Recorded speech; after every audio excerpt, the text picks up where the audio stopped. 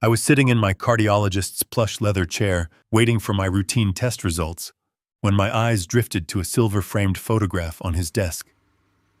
The woman in the picture was wearing a stunning red dress, laughing on the deck of a yacht. It was my wife of 35 years. When the doctor walked in, I casually pointed to the frame and asked who she was.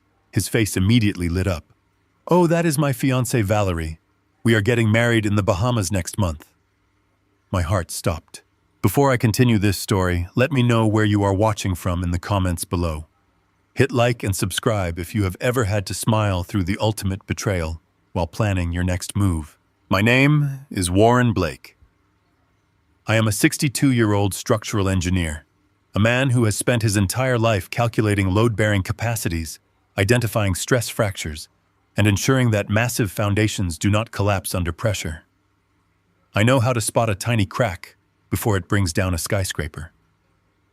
But nothing in my 4 decades of professional experience could have prepared me for the structural failure of my own life, a collapse that happened right under my nose. 6 months ago, I suffered a mild heart attack. It was a terrifying wake-up call, a sudden reminder of my own mortality that happens to many men my age. My wife Valerie played the role of the devoted, panic-stricken spouse to absolute perfection. She hovered over my hospital bed, held my hand, wiped my brow, and insisted with a fierce, tearful urgency that I transfer my recovery care to an exclusive private clinic downtown. She claimed they had the absolute best cardiac specialists in the state. She personally found Dr. Gavin Pierce, a man she described as a brilliant pioneer in preventative cardiology. I trusted her implicitly. When you have been married to a woman for 35 years, you do not question her motives when she claims she is just trying to keep you alive. Dr. Pierce's clinic was intimidatingly expensive. The waiting room smelled of rich espresso and subtle citrus, completely devoid of the sterile chemical stench of a normal hospital. I was escorted into his private office to wait for the results of my latest echocardiogram. The room was a monument to ego. Framed Ivy League degrees, expensive abstract art, and floor-to-ceiling windows overlooking the city skyline. And right there, sitting prominently next to a sleek bronze pen holder, was the photograph. I leaned forward in the plush guest chair, thinking my aging eyes were playing cruel tricks on me. The afternoon light from the window caught the polished silver frame. It was Valerie. My Valerie. But it was not the woman I knew. The woman I shared a quiet suburban home with wore conservative blouses, sensible shoes, and complained about the rising cost of groceries. The woman in this photograph was radiant, deeply tanned, and wearing a plunging, brilliant red dress that hugged curves I knew intimately. She was holding a crystal flute of champagne, her head thrown back in a carefree, uninhibited laugh, standing on the polished teak deck of a luxury yacht. I recognized the delicate gold necklace resting against her collarbone. I had bought it for our 30th anniversary in Paris. My chest tightened, a phantom echo of the cardiac event that had brought me to this clinic in the first place. I did not touch the frame. I did not move a muscle. I just stared at the undeniable proof of a parallel universe. 35 years of morning coffees, shared mortgages, raising our son, building a life together, all reduced to a secret trophy photograph on another man's expensive desk. The heavy oak door swung open, pulling me from the suffocating vacuum of my thoughts. Dr. Gavin Pierce strode in, looking every inch the wealthy, successful specialist Valerie had described. He was perhaps 15 years younger than me, impeccably groomed, wearing a tailored suit under his pristine white lab coat. He flashed me a $1 million smile and sat behind his massive desk, completely unaware that I had just discovered the bomb ticking beneath my life. "Warren, my friend? You are looking much better today," he said, opening my thick medical file. I kept my breathing slow and rhythmic, channeling every ounce of analytical discipline I possessed. I forced my facial muscles to relax, constructing an impenetrable facade. "I feel much better." "Doctor," I replied, my voice steady, betraying absolutely nothing. I gestured casually toward the silver frame on the edge of his desk. "That is a beautiful photograph. Who is the lucky lady?" I watched his face closely, analyzing his micro-expressions. There was no hesitation, no guilt, no shadow of deception. He had absolutely no idea who I really was to her. To him, I was just Warren Blake, patient number 402, a wealthy, aging engineer with a bum heart. Valerie had obviously kept my identity completely isolated from his world, creating a firewall between her husband and her lover. Pierce leaned back in his expensive leather chair, a look of pure, arrogant infatuation washing over his face. "Oh, that is my fiancée Valerie," he said, his voice dripping with pride. "She is incredible, is she not? We are getting married in the Bahamas next month. I tell you, Warren, I am a very lucky man."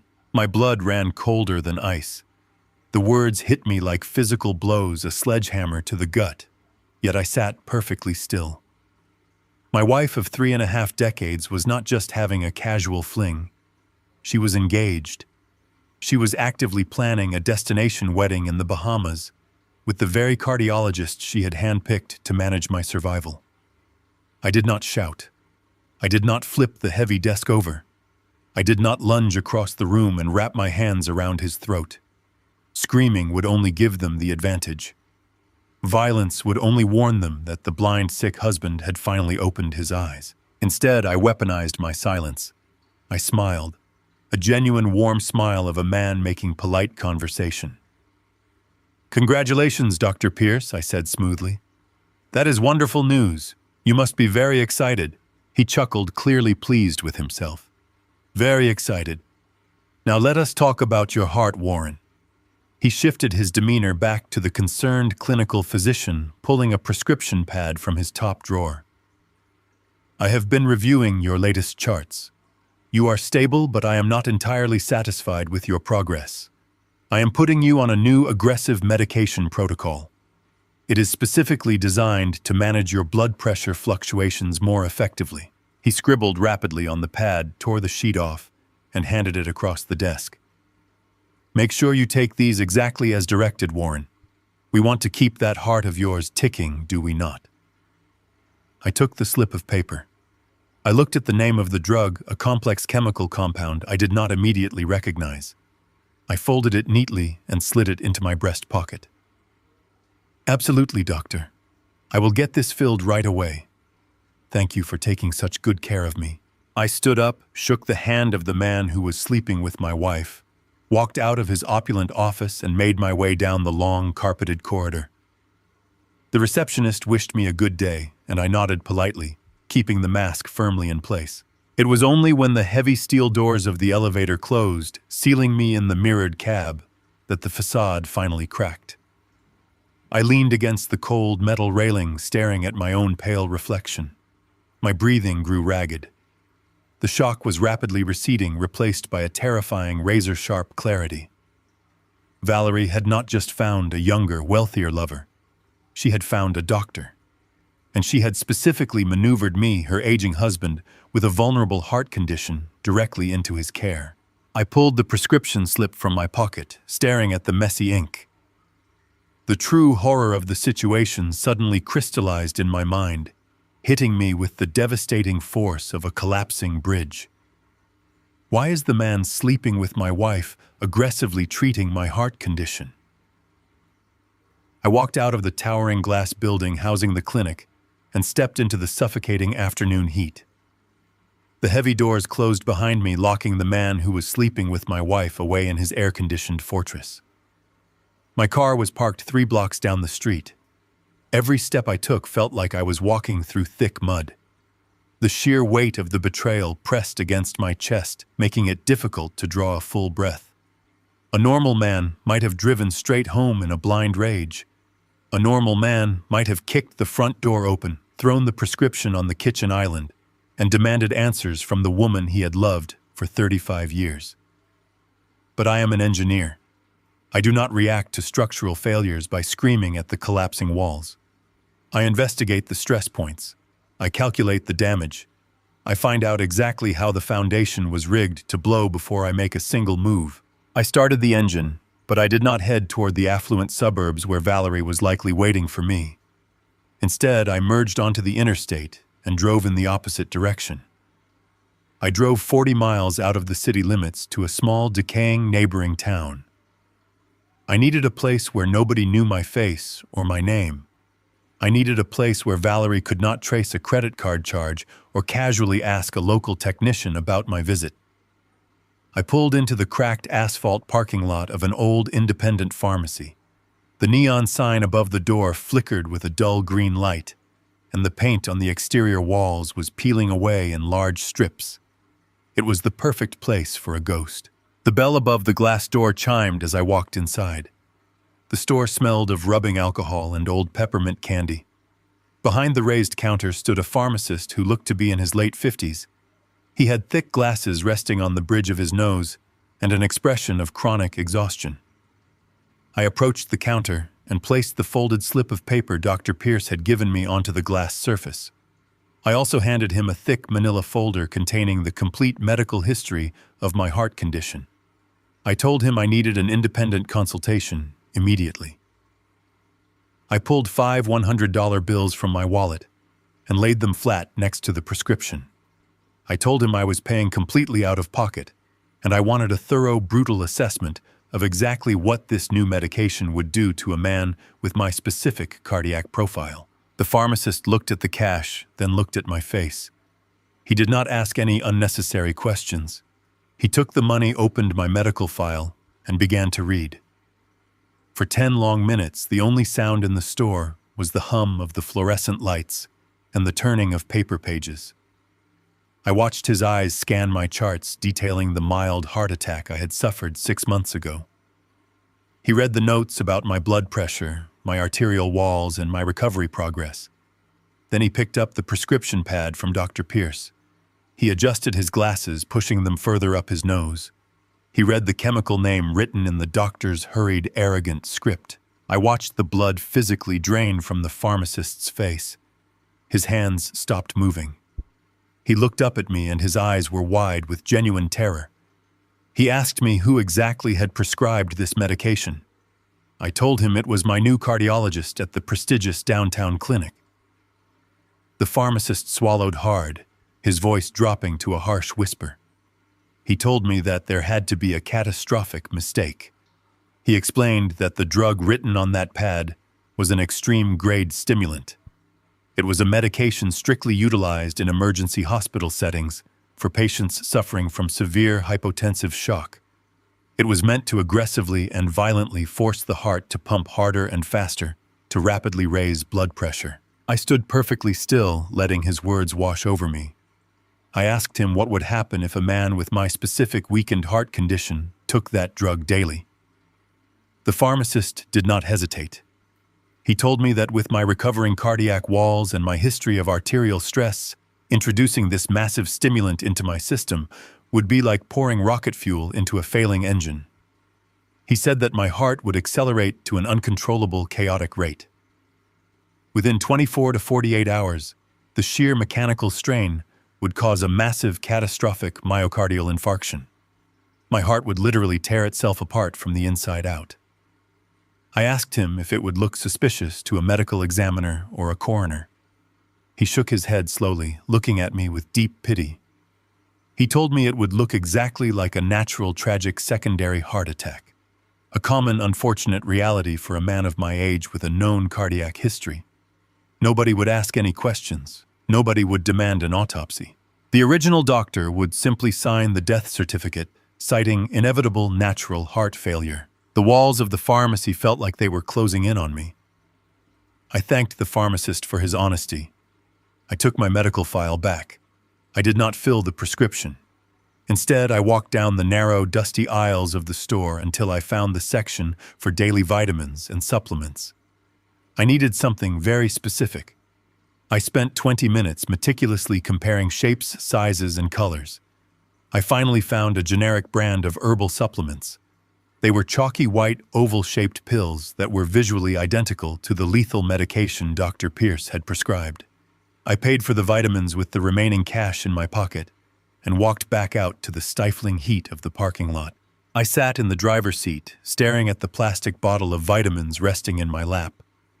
The sun was beginning to set, casting long, bloody streaks of orange and red across the windshield. The reality of my existence finally settled deep into my bones, replacing the shock with absolute horror. Valerie and her young, arrogant lover were not just having a sordid affair behind my back. They were not just waiting for me to naturally pass away so they could enjoy my life insurance and my savings. They were actively and intentionally executing me. They had designed a flawless, untraceable murder weapon, wrapped in a white lab coat and a forged medical necessity.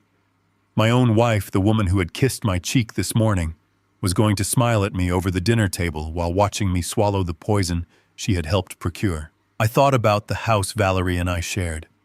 I thought about the garden she tended and the meals we ate together. It was all a meticulously crafted stage play designed to keep me comfortable and blind. I realized that every kiss, every touch, every word of concern over the past 6 months had been a calculated performance. She had watched me clutch my chest in the hospital, pretending to cry while secretly wishing the monitor had flatlined right then and there. A profound, icy calm washed over my entire body. All the grief, all the sorrow of a 35-year marriage evaporating into nothingness was entirely replaced by a dark, metallic survival instinct. They thought I was a tired, naive old man, blindly trusting the woman who washed my clothes and cooked my meals.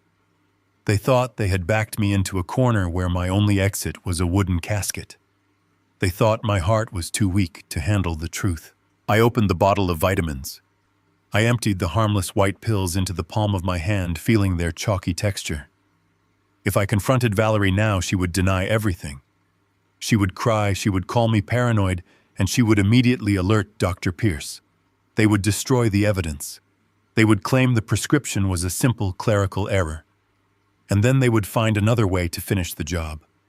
A tragic fall down the staircase. A fatal slip in the shower. I could not fight a war if the enemy knew I was armed and aware. I had to let them believe their flawless execution was going exactly as planned. I had to play the role of the dying husband to absolute perfection. I placed the vitamins into an empty amber prescription bottle I kept in my glove compartment. I threw the original vitamin packaging into a nearby public trash can, making sure no evidence of the swap remained. I gripped the steering wheel of my car, feeling the leather under my palms. I was no longer a husband returning to his loving wife. I was an engineer who had just found the fatal structural flaws in his enemy's fortress. They wanted to play a game of life and death. They wanted to bet my life for a massive financial payout. I put the car in gear and pulled out of the parking lot, heading back toward the city. I was going to go home. I was going to swallow their fake medicine with a grateful smile. And then I was going to systematically dismantle their entire world brick by brick until there was absolutely nothing left. The survival game had officially begun. The drive back to our quiet suburban neighborhood in Charlotte felt like a journey through an alien landscape. Every manicured lawn and perfectly trimmed hedge seemed like a mocking illusion. I pulled my car into the familiar concrete driveway and parked next to the pristine white sedan belonging to Valerie. For 35 years, this house had been my sanctuary. I had personally inspected the foundation before we bought it. I had built the wooden deck in the backyard where we hosted neighborhood barbecues. Now, looking at the brick facade in the fading evening light, I realized I was staring at a beautifully decorated slaughterhouse. I unlocked the front door and stepped inside. The house smelled of roasted garlic and expensive vanilla candles. Valerie walked out of the kitchen, wiping her hands on a linen towel. She wore a soft blue sweater that brought out the color of her eyes. She walked straight up to me, wrapped her arms around my neck, and planted a soft, sweet kiss on my cheek. She stepped back and looked at me with an expression of profound, manufactured concern. She asked me how the appointment with Dr. Pierce went, and if my heart was handling the stress of the day. I looked into the face of the woman who was actively coordinating my murder. I did not flinch. I did not pull away. I leaned into the performance with the precise calibration of a seasoned actor. I slumped my shoulders slightly, letting out a long, weary sigh. I told her that I was feeling incredibly tired and that the doctor said I needed more rest. I told her he had prescribed a new aggressive medication protocol to help manage my blood pressure spikes. A momentary flash of triumph passed through her eyes so quickly that anyone else would have missed it. She touched my arm gently and told me to go sit in my favorite recliner. She promised to bring me a plate of dinner and make sure I took my new medicine exactly as the brilliant doctor had ordered. I thanked her, playing the role of the fading dependent husband to absolute perfection. The evening dragged on with agonizing slowness. I ate the dinner she prepared. I swallowed the fake vitamin pill while she watched me with eager, attentive eyes. Finally, around midnight, she retreated to the master bedroom, claiming she needed her beauty sleep. I waited in the dark living room for a full hour, listening to the rhythmic sounds of the house settling. When I was absolutely certain she was in a deep sleep, I rose from my chair and walked silently down the carpeted hallway to my home office. I closed the heavy oak door behind me and turned on the small desk lamp.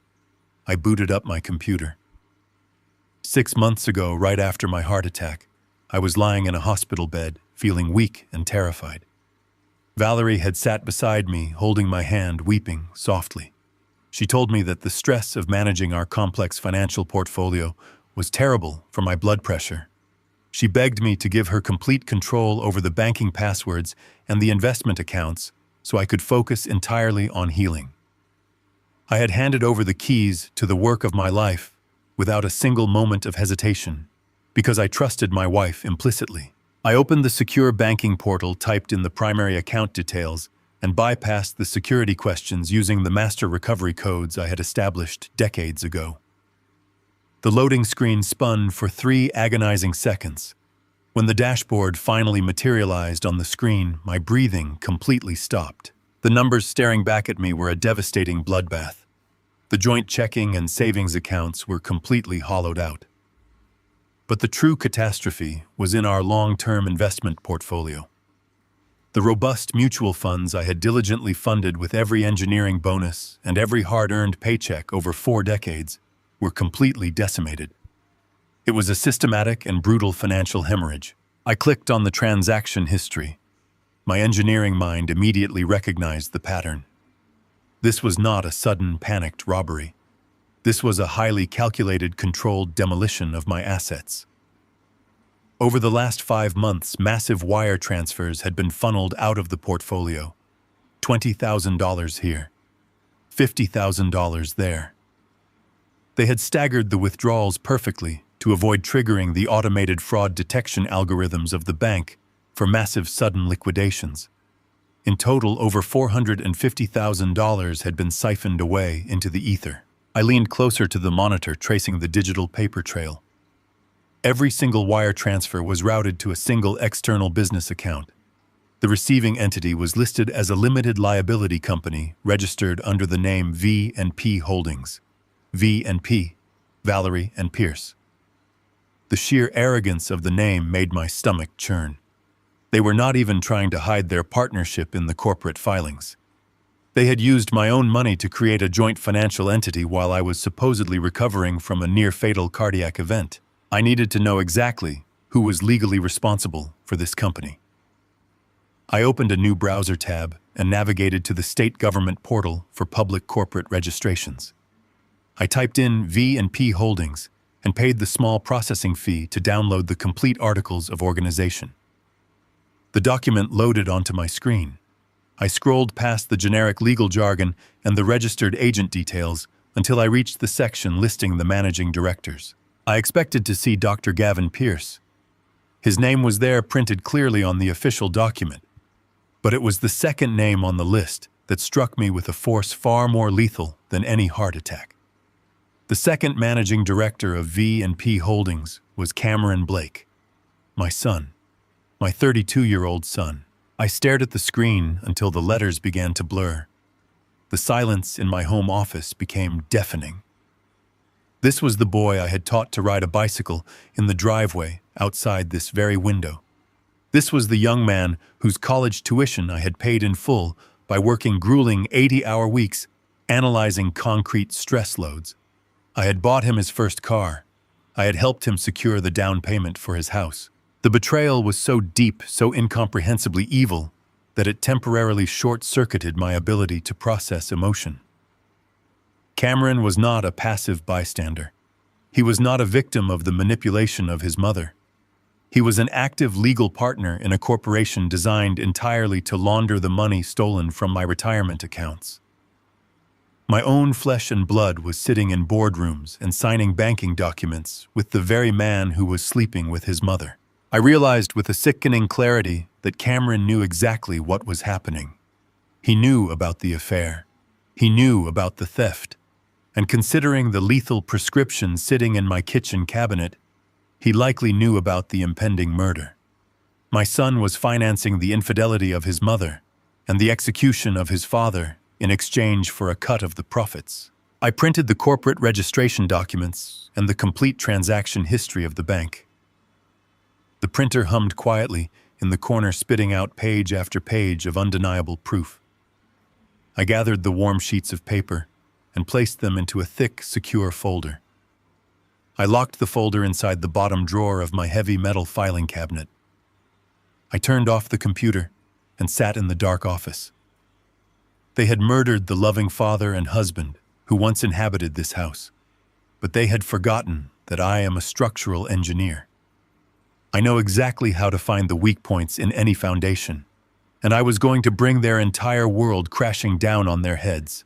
The aroma of seared ribeye steak and roasted garlic potatoes drifted down the hallway, filling the house with a deceptive warmth. It was my favorite meal. For over 3 decades, that specific scent meant we were celebrating something special. A promotion at the engineering firm, a successful bridge project, an anniversary.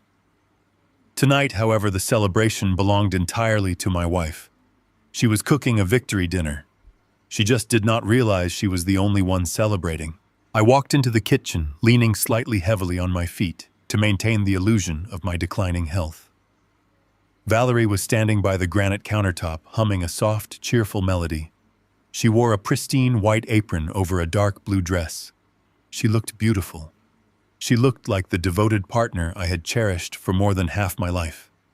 It was a terrifying realization to understand that the human brain can perfectly compartmentalize pure evil behind a domestic smile. I took my seat at the head of the heavy oak dining table, a piece of furniture I had purchased with my first major consulting bonus. Valerie turned around, holding a platter of steaming food. She placed a generous cut of perfectly cooked meat in front of me alongside a mountain of golden potatoes. She poured a tall glass of ice water and set it gently near my right hand. Then she did it.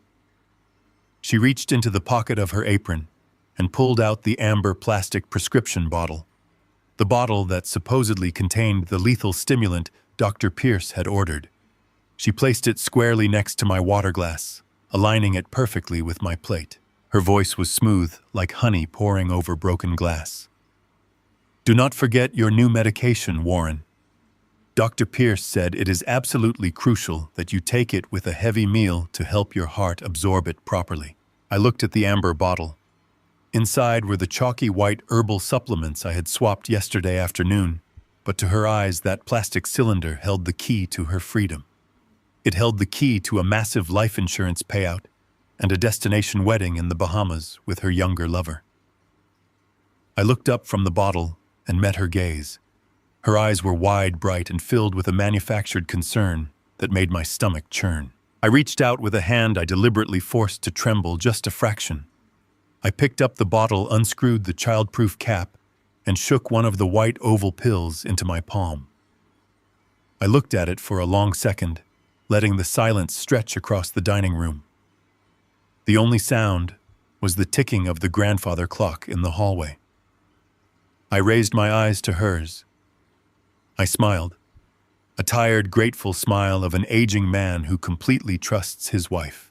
"Thank you, Valerie," I said, my voice thick with emotion. "I really do not know what I would do without you taking such good care of me. You are my angel." I placed the fake vitamin on my tongue, picked up the glass of ice water, and swallowed it down. I set the glass back on the table and let out a satisfied sigh. A profound wave of relaxation washed over her posture. Her shoulders dropped slightly. Her smile reached the corners of her eyes. She took her seat at the opposite end of the table, cutting into her own meal, with a sudden renewed appetite. We ate in relative silence for the first 10 minutes. The clinking of silver forks against porcelain plates echoed in the room. I chewed my food methodically, tasting absolutely nothing. The steak could have been ash, and I would not have noticed. My entire biological system was operating on adrenaline and calculated strategy. I was waiting for the perfect moment to test the absolute limit of her depravity. I needed to know, with absolute certainty, what she would do when the poison she thought she had given me finally took effect. I needed to witness the monster without her mask. Halfway through the meal, I stopped chewing. I dropped my fork loudly onto the plate, allowing it to clatter against the ceramic. I suddenly grabbed the edge of the heavy oak table with both hands, squeezing the wood, until my knuckles turned stark white. I sucked in a sharp, ragged gasp of air, forcing my breathing to become immediately shallow and panicked. I squeezed my eyes shut, contorting my face into a mask of sudden, excruciating agony. I pressed my right hand hard against the center of my chest, digging my fingers into my shirt. "Valerie," I choked out, letting my voice break into a desperate rasp. "Valerie, something is wrong. My chest." I slumped forward in my chair, knocking over my water glass. The ice cubes scattered across the polished wood, and the cold water dripped onto my lap. I kept my breathing erratic, loud, and desperate. I was giving an award-winning performance of a man experiencing a massive, catastrophic cardiac failure. Through my squinted, partially closed eyes, I observed the woman sitting across the table from me. I expected panic. Even from a murderer, I expected a moment of hesitation, a sudden realization of the finality of death. I expected her to perhaps fake a panicked phone call to emergency services just to cover her tracks. She did none of those things. Valerie did not scream. She did not jump out of her chair. She did not reach into her pocket for her cellular phone to dial 911. She simply stopped cutting her steak. She placed her knife and fork neatly on the edges of her plate. She leaned back in her chair, crossing her arms over her chest. And she watched me. The expression on her face was something I will carry with me to my grave. It was a look of cold, clinical fascination. There was no pity. There was no terror. There was only the calculating patience of a predator watching a wounded animal bleed out in the grass. She tilted her head slightly to the side as if she were inspecting a painting she did not quite understand. She was waiting for me to hit the floor. She was waiting for my eyes to roll back and my breathing to stop forever. She was counting the seconds until she was a wealthy widow. The sheer absolute evil of her stillness was far more terrifying than if she had plunged a knife into my heart herself. I let the performance drag on for another 10 agonizing seconds. I groaned, clutching my shirt, letting my head drop lower toward the table. She remained perfectly silent, a marble statue of greed. Slowly, I began to ease the tension in my body. I let out a long, trembling exhale. I loosened my grip on my chest and sat back up in my chair, blinking rapidly, as if the room were coming back into focus. I reached for a napkin and wiped my forehead, which was genuinely damp from the intense physical exertion of the act. I took a deep, shaky breath and offered her an embarrassed, apologetic smile. "I am so sorry, darling," I wheezed, forcing a nervous chuckle. "It was just heartburn. Severe heartburn. I think the roasted garlic was a bit too much for me tonight. The new medication must be making my stomach a little sensitive. I am fine. Really, I am perfectly fine." The transformation in her face was instantaneous and horrifying. The cold, patient observation shattered. Her jaw tightened. Her eyes narrowed into tiny dark slits. The disappointment radiating from her was so palpable it felt like a sudden drop in the room temperature. She had been seconds away from inheriting a fortune and booking a first-class ticket to the Bahamas. Instead, her husband was sitting back up and making jokes about garlic potatoes. She took a deep, steadying breath, forcing the domestic mask back onto her face. It was a sloppy attempt. Her smile was tight, and her voice carried a sharp, brittle edge. "You terrified me, Warren. You really terrified me. You should be more careful. If you are feeling unwell, you need to go rest immediately." I nodded, picking up my napkin to clean the spilled water. "You are right, my love. I think I will skip the rest of dinner and go lie down. Thank you for cooking. It was delicious." I pushed my chair back and stood up, maintaining a slow, shuffling gait as I walked out of the dining room. I did not look back, but I could feel her eyes burning into my spine. As I reached the end of the hallway, I heard the violent scrape of her chair being pushed back and the harsh clatter of her sweeping the dinner plates into the sink. She was furious. The poison had supposedly failed or was taking too long. I walked into the master bedroom and closed the door silently. I sat on the edge of the mattress, staring at the wall. The game was no longer a theory. It was no longer a collection of suspicious bank transfers and forged prescriptions. I had just watched my wife sit in absolute silence, waiting for me to die right in front of her. The final shred of mercy I held for the mother of my son completely evaporated in that dining room. They were not just greedy, they were ruthless. But they were about to learn that an engineer does not just build structures. An engineer knows exactly how to trigger a controlled demolition. And tomorrow I was going to find out exactly how deep my son's involvement in this execution truly went.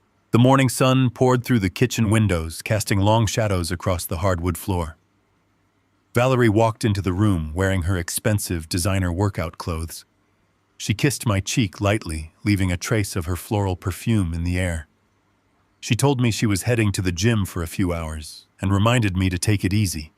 She flashed me that same perfect manufactured smile she had worn the night before and walked out the front door. I stood by the window watching her white sedan reverse out of the driveway and disappear down the street. She was likely heading straight to the arms of Dr. Pierce to complain about how my stubborn heart was refusing to stop beating. The moment her car turned the corner, the fragile domestic illusion evaporated. I was entirely alone in the house. I grabbed my car keys and walked out to the garage. My target was 20 miles away, in an upscale gated community. It was a beautiful, sprawling colonial house that I had personally helped secure.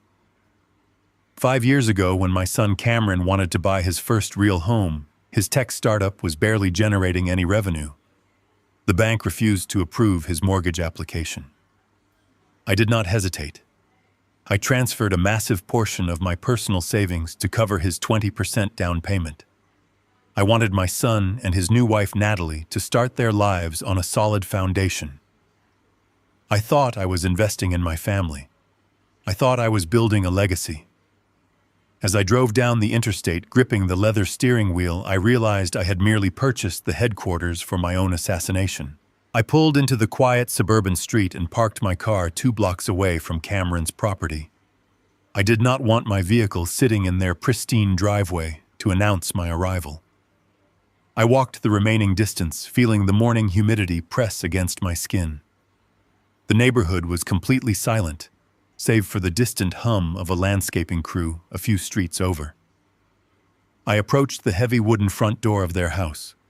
I reached into my pocket and pulled out the brass spare key Cameron had given me years ago for emergencies.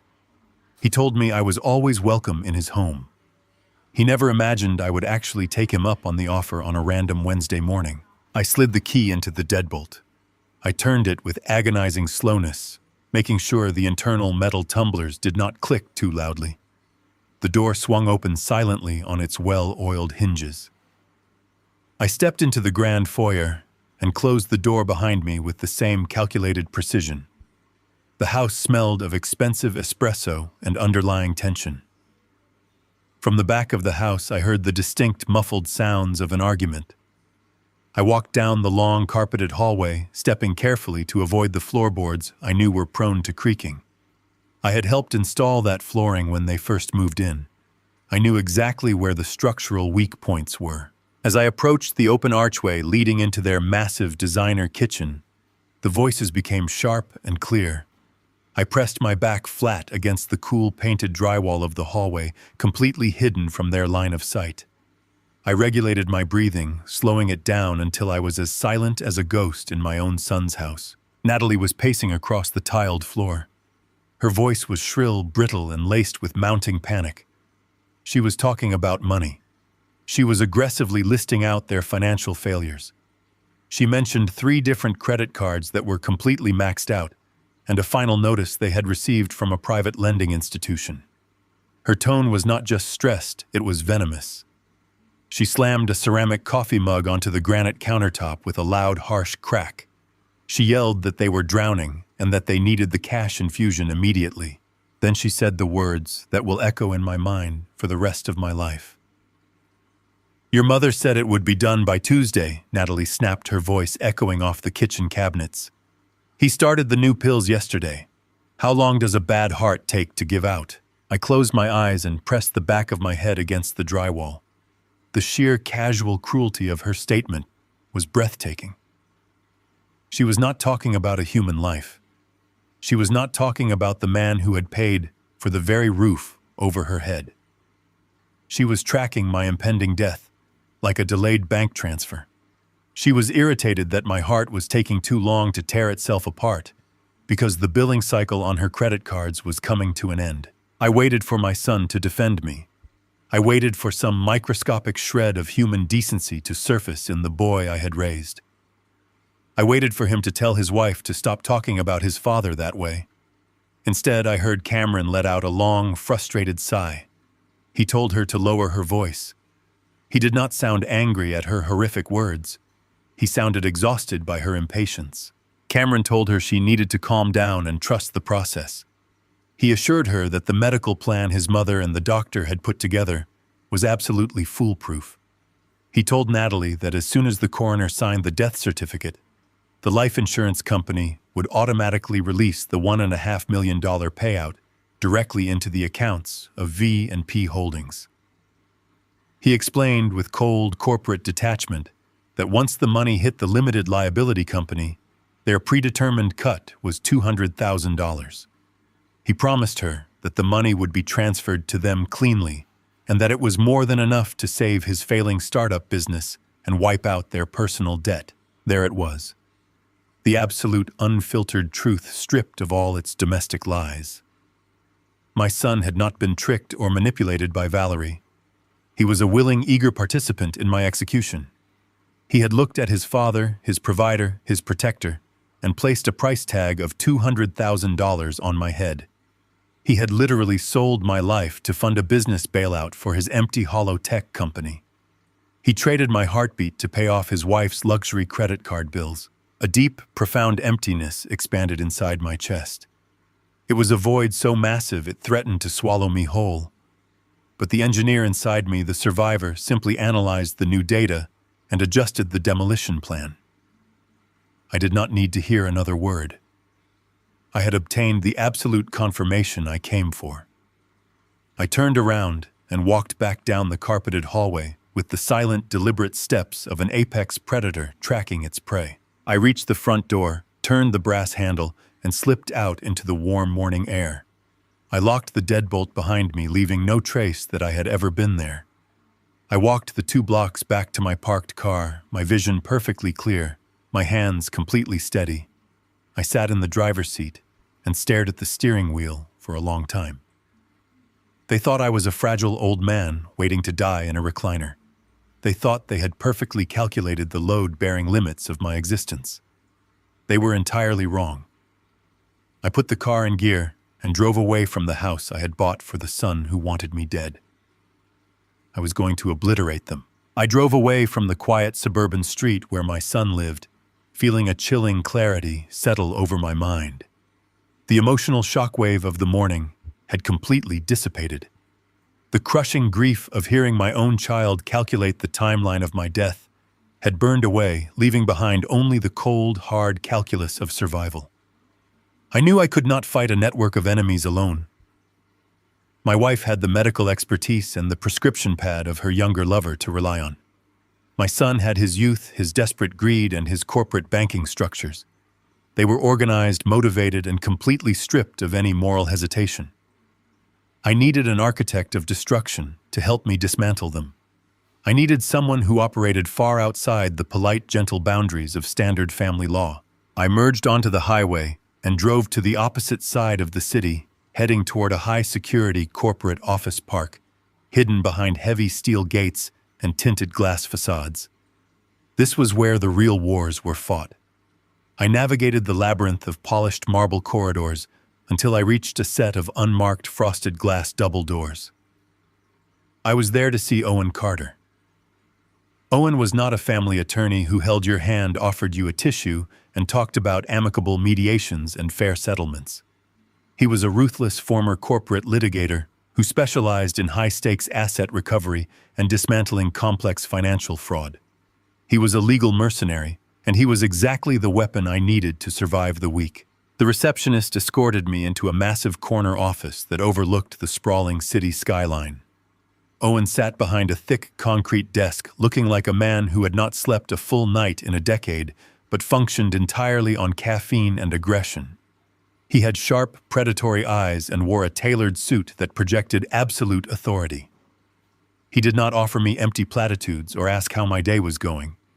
He simply pointed to the heavy leather chair opposite him and asked me why I had requested an emergency consultation. I sat down and opened the leather briefcase I had brought with me. I did not speak at first. I let the physical evidence do the talking. I reached into the bag and pulled out the amber plastic bottle containing the fake vitamins. I placed it squarely in the center of his desk. Next to it, I laid the independent pharmacy laboratory report detailing the exact chemical nature of the lethal stimulant Dr. Pierce had prescribed. Owen leaned forward, his eyes narrowing as he read the complex chemical breakdown and the intended fatal effect it would have on my specific recovering heart condition. Then I pulled out the financial records. I laid out the printed bank statements highlighting the $450,000 in staggered wire transfers that had vanished from my retirement accounts over the last 5 months. Finally, I placed the public registration documents for V&P Holdings right beside the bank records. I tapped my finger firmly on the managing director's signatures belonging to my wife's lover and my own son. I sat back in my chair and watched him process the information. Owen picked up the documents one by one. The silence in the office was absolute. He did not show shock or pity. He analyzed the materials with the exact same mechanical precision I used to evaluate a failing suspension bridge. When he finally looked up at me, his expression was completely devoid of warmth, but filled with a profound, terrifying, professional respect. He told me that my family had constructed a remarkably efficient criminal enterprise. He said that the seamless combination of medical assassination and corporate embezzlement was something he usually only saw in federal organized crime cases. He placed the papers back down on the desk and folded his hands. He told me that if I had confronted my wife last night or filed for a standard divorce this morning, I would likely be dead by tomorrow afternoon. A divorce proceeding would legally notify them that I was fully aware of their actions. It would freeze the marital assets and trigger a mandatory disclosure process. Owen explained that giving Valerie and her doctor that kind of legal warning would provide them with the immediate desperate incentive to accelerate their timeline. They would force a fatal medical accident or a tragic domestic fall before the court could intervene. A standard divorce would simply be a suicide note. Owen stood up and walked over to a large glass whiteboard mounted on the wall. He picked up a marker and began to map out the conspiracy. He drew connecting lines between the medical fraud, the financial theft, and the corporate money laundering. He told me that to win this war, we could not just attack one single pillar of their foundation. If we only went after the stolen money, they would still try to kill me to silence the investigation. If we only went to the police with the lethal pills, they would use the stolen funds to hire elite defense attorneys and claim it was a harmless pharmaceutical mix-up. He looked at me with a cold, calculating intensity. He said we had to strike them simultaneously on the legal, financial, and criminal fronts. We had to trigger a total systemic collapse of their entire operation, all at the exact same moment. To do that, we needed to immediately secure my remaining untouchable assets. The money they had already stolen was currently sitting in their fraudulent corporate accounts, giving them a false sense of absolute security. but they did not yet have their hands on my structural engineering business shares, or the deed to my house which was fully paid off and held solely in my name.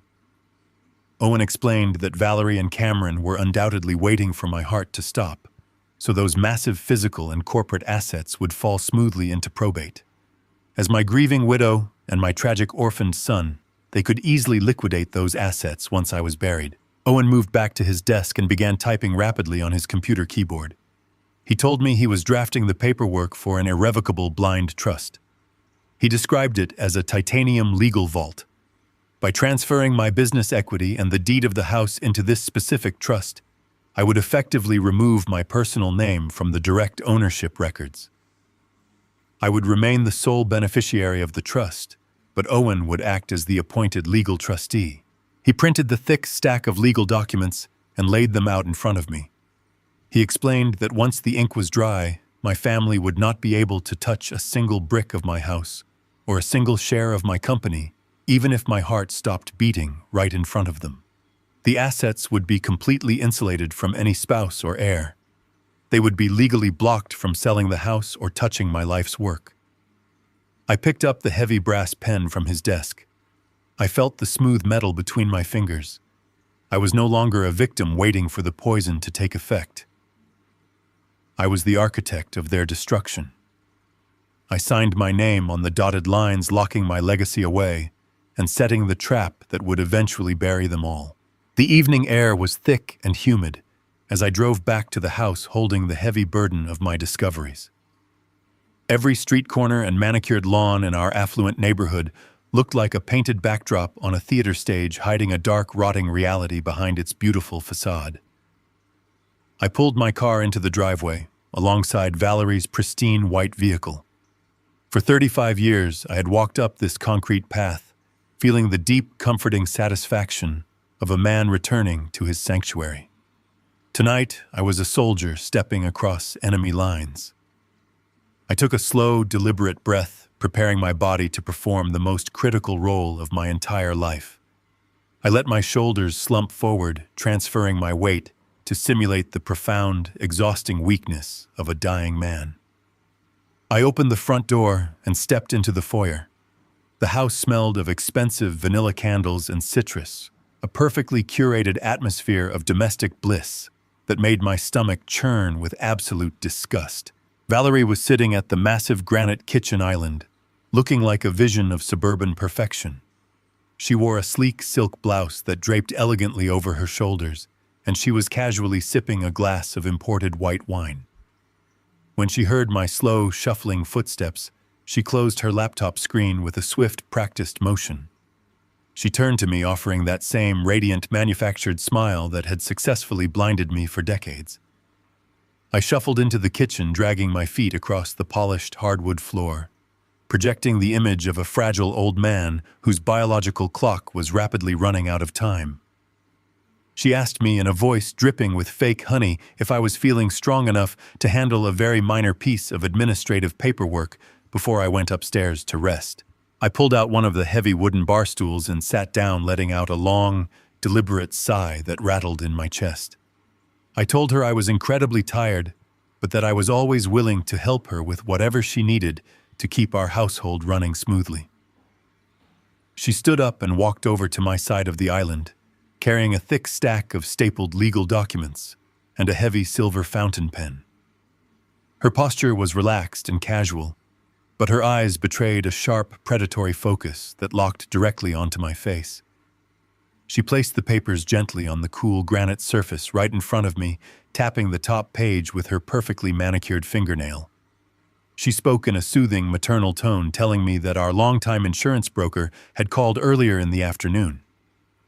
She claimed the brokerage firm was updating all of their internal digital filing systems and desperately needed my updated physical signature to authorize a completely routine policy adjustment on my life insurance file. She promised me it was just a tedious corporate formality to ensure my premium rates remained locked, and that I absolutely did not need to worry my weak recovering heart over the boring legal details. I looked down at the crisp white pages resting on the counter. The top sheet was a standard cover letter filled with dense bureaucratic jargon designed specifically to make a tired reader lose interest and skip directly to the signature line at the bottom. But I am a structural engineer. I have spent my entire professional life reading complex schematics and searching for microscopic stress fractures that could bring down massive steel bridges. I never skip the fine print. I slowly turned the cover page using a trembling hand to maintain my physical facade. The second page was the actual legal instrument, and the bold black text at the top of the document immediately made the blood freeze in my veins. It was not a routine policy adjustment or a simple address update. It was a comprehensive, irrevocable change of beneficiary form. I stared at the paperwork, letting my eyes scan the meticulously drafted paragraphs while keeping my face completely blank. For the past 20 years, the sole beneficiary of my $1,500,000 life insurance policy had been a secure family trust. I had sacrificed and worked grueling 80-hour weeks to pay those massive premiums, ensuring that Valerie and Cameron would be provided for over a long structured period if anything ever happened to me. But the new document sitting in front of me completely dissolved that protective legal structure. The new primary beneficiary listed on the official transfer line was an entity I now knew intimately.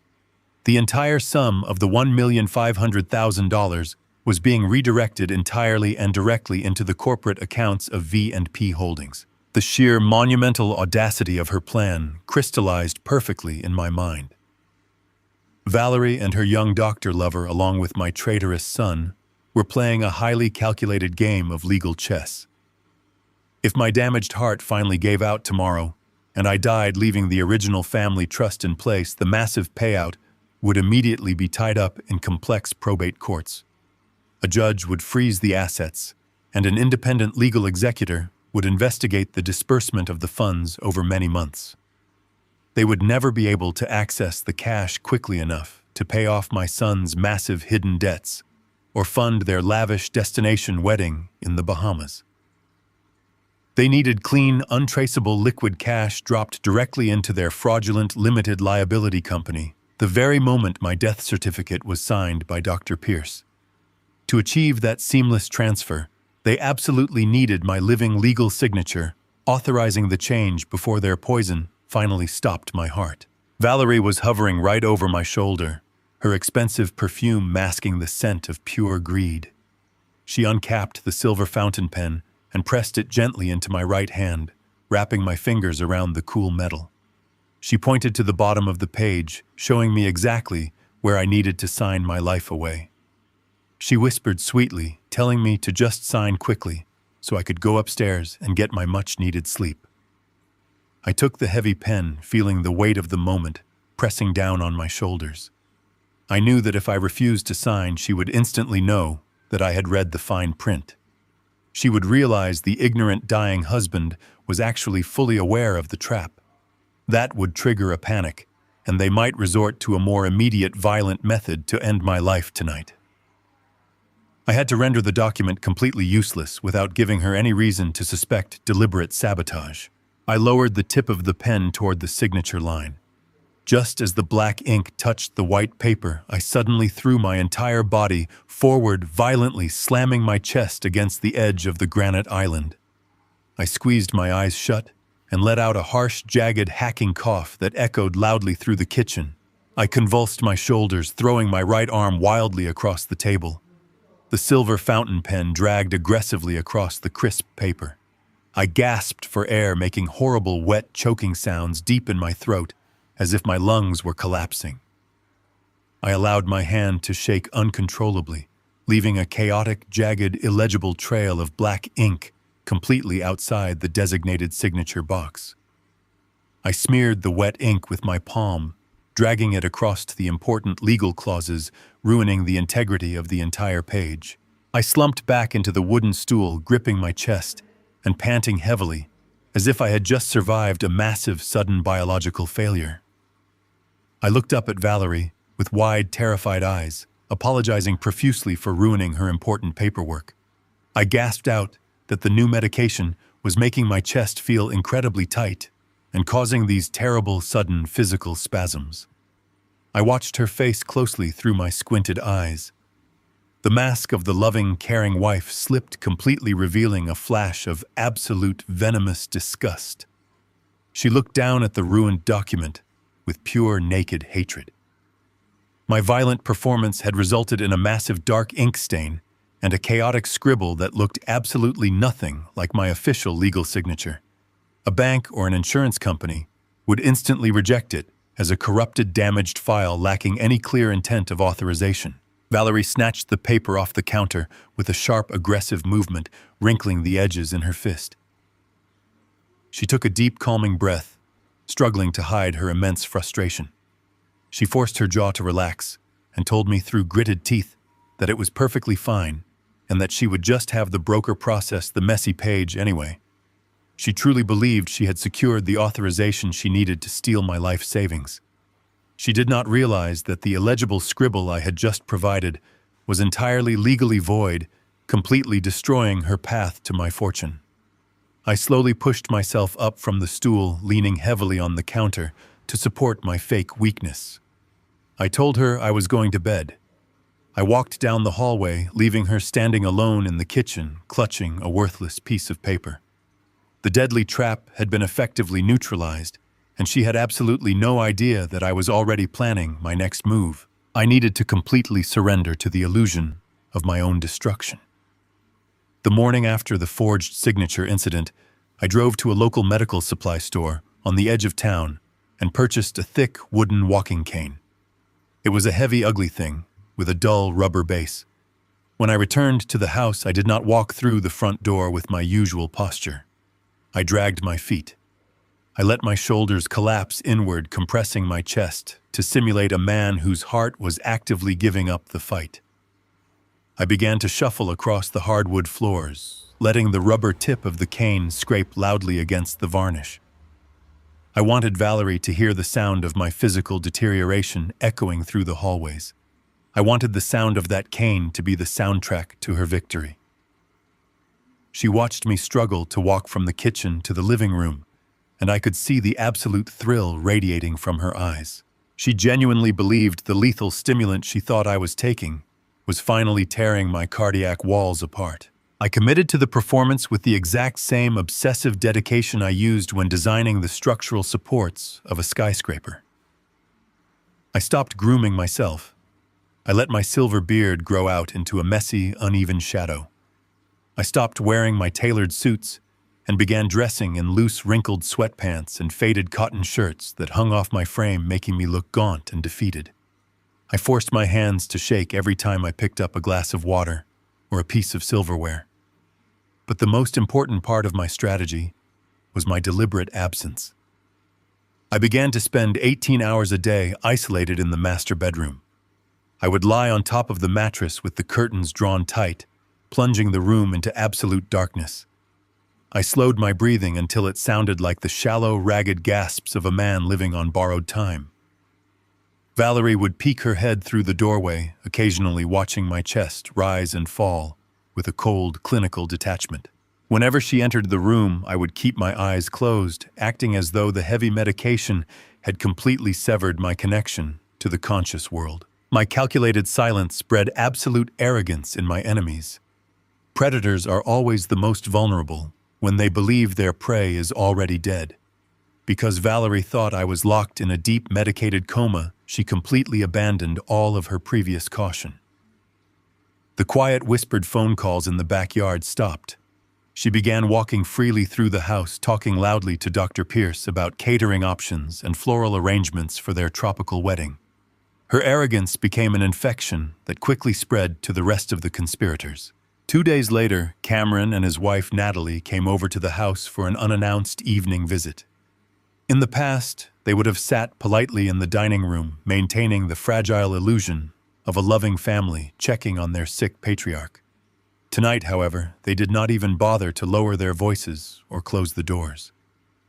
I lay still in the dark bedroom, keeping my door cracked open just a fraction of an inch to allow their voices to drift down the hallway. I heard the clinking of crystal glasses echoing from my own living room. I listened closely, recognizing the distinct heavy thud of the crystal decanter hitting the coffee table. Cameron had gone into my private study and opened my collection of rare imported scotch. He was pouring generous glasses of a 30-year-old single malt whiskey that I had saved for a special occasion. He was drinking to celebrate my impending funeral using my own premium liquor. The sheer audacity of their behavior was breathtaking. They were sitting on my leather sofas, drinking my expensive scotch and comfortably making themselves at home while they waited for my heart to stop. I could hear Natalie laughing, a loud, shrill sound that bounced off the walls.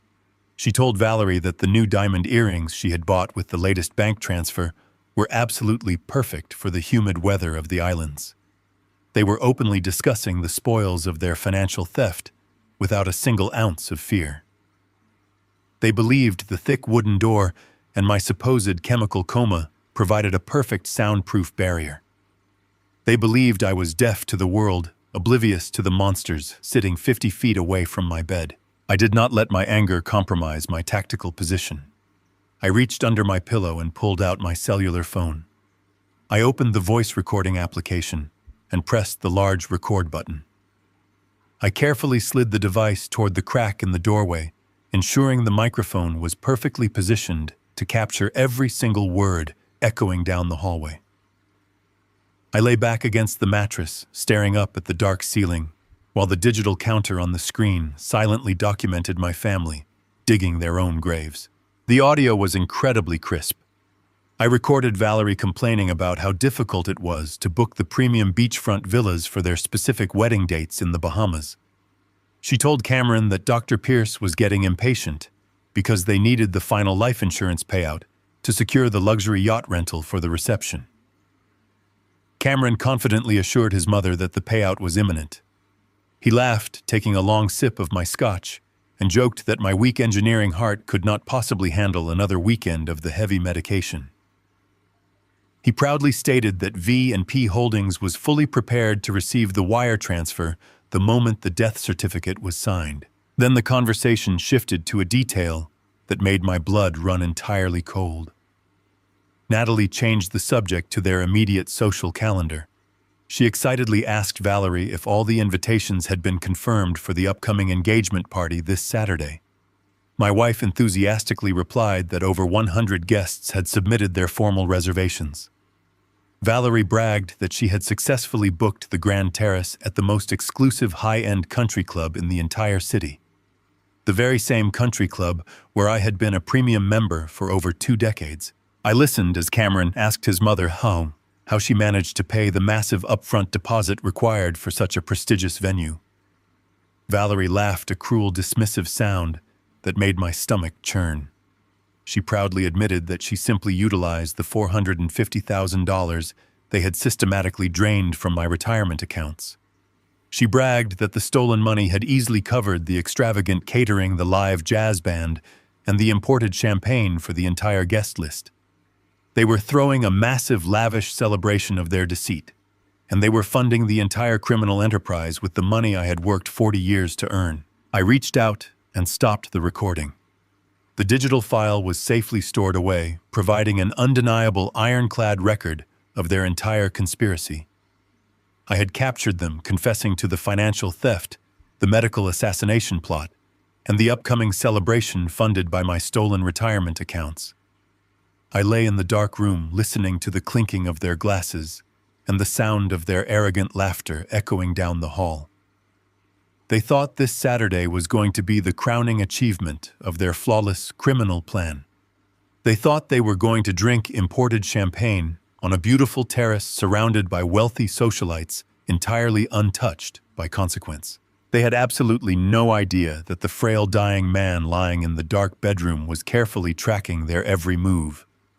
They did not know that my structural business shares and the deed to the very house they were sitting in were already locked away in an impenetrable blind trust. They did not know that my ruthless legal ally, Owen Carter, was already preparing the financial and legal strikes that would bring their entire world crashing down.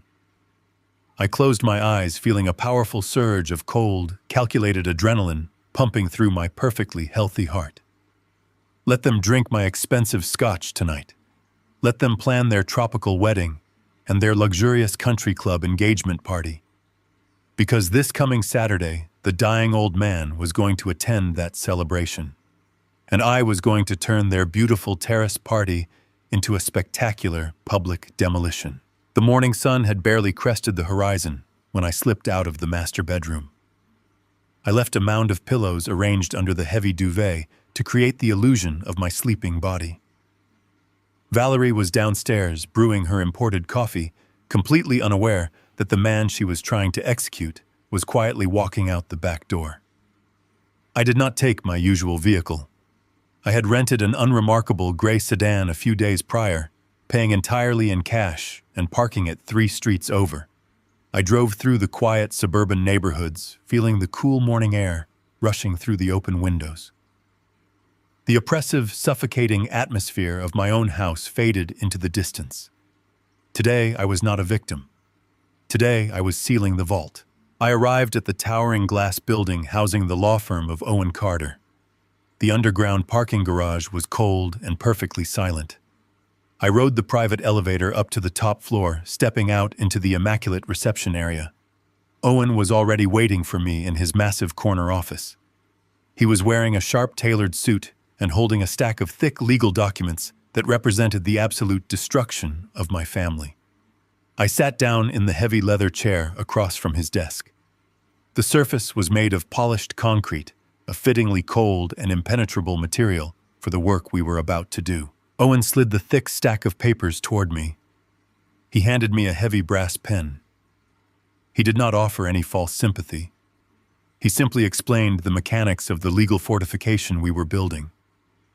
The documents in front of me established an irrevocable blind trust.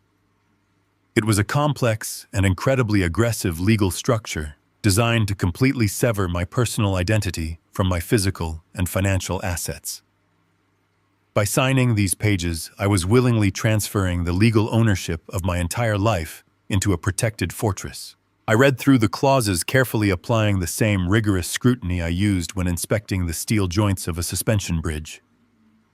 The first section transferred the deed to my suburban home, the very same house where Valerie was currently drinking her morning coffee, plotting my demise with her lover. The second section transferred the titles to my 2 vintage restored automobiles. But the most critical section involved my life work. I transferred 100% of my equity in the structural engineering firm I had spent 40 years building from the ground up. I surrendered all direct control.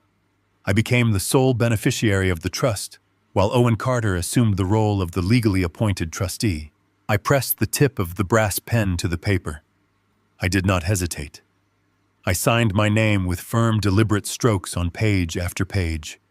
With every signature, I felt a massive, heavy chain falling away from my shoulders. The trap was officially set. If my heart actually failed tomorrow, or if Valerie managed to slip a fatal dose of her poison into my food, she would inherit absolutely nothing. My wife and my traitorous son would be left staring at an impenetrable legal wall. The trust was legally immune to any power of attorney they tried to forge and completely shielded from the probate courts they hoped to manipulate. The assets were locked in a vault they could not even see, let alone break into. Owen collected the signed documents, verifying each page with clinical efficiency. He placed them into a thick leather portfolio. Then he turned his attention to his sleek computer monitor. It was time for the second phase of the operation. We had secured my remaining assets, but we still needed to neutralize the $450,000 they had already stolen. Owen opened a secure encrypted portal connected directly to the federal banking oversight authorities. He explained his strategy in a calm, low voice. We were not going to simply ask the bank to return the funds. That would trigger a lengthy corporate dispute. Instead, Owen was filing an emergency injunction, flagging the entire series of wire transfers as a coordinated act of federal wire fraud and elder financial exploitation. He attached the forged corporate documents from the shell company, along with the audio recordings I had captured. He submitted the injunction directly to the fraud division of the Central Banking Authority. I watched his fingers move rapidly across the keyboard. He hit a final button, and the screen confirmed the submission. Owen looked up at me and nodded. The digital strike had been executed. Within minutes, the automated security algorithms at the central bank would receive the federal fraud alert.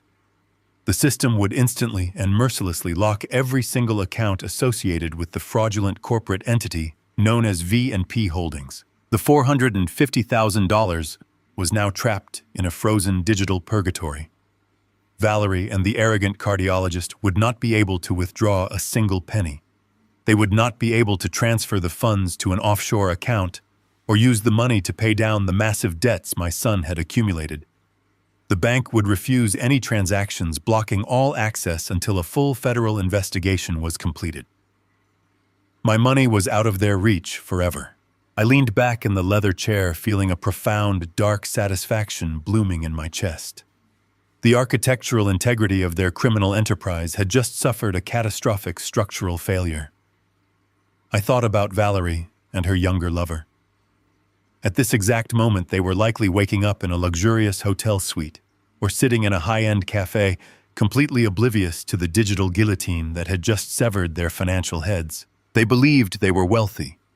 They believed their flawless murder plot had successfully secured their lavish future. They were currently making the final preparations for their massive engagement party at the country club. I pictured Valerie calling the expensive florists to confirm the imported orchids. I imagined the doctor tasting sample menus with the high-end caterers making arrogant demands about the quality of the champagne.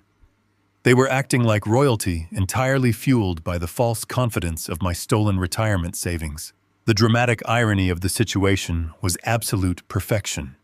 They had absolutely no idea that their corporate accounts were completely frozen. They did not know that the credit cards associated with their shell company would bounce the next time they tried to purchase a luxury item. They were completely and utterly broke.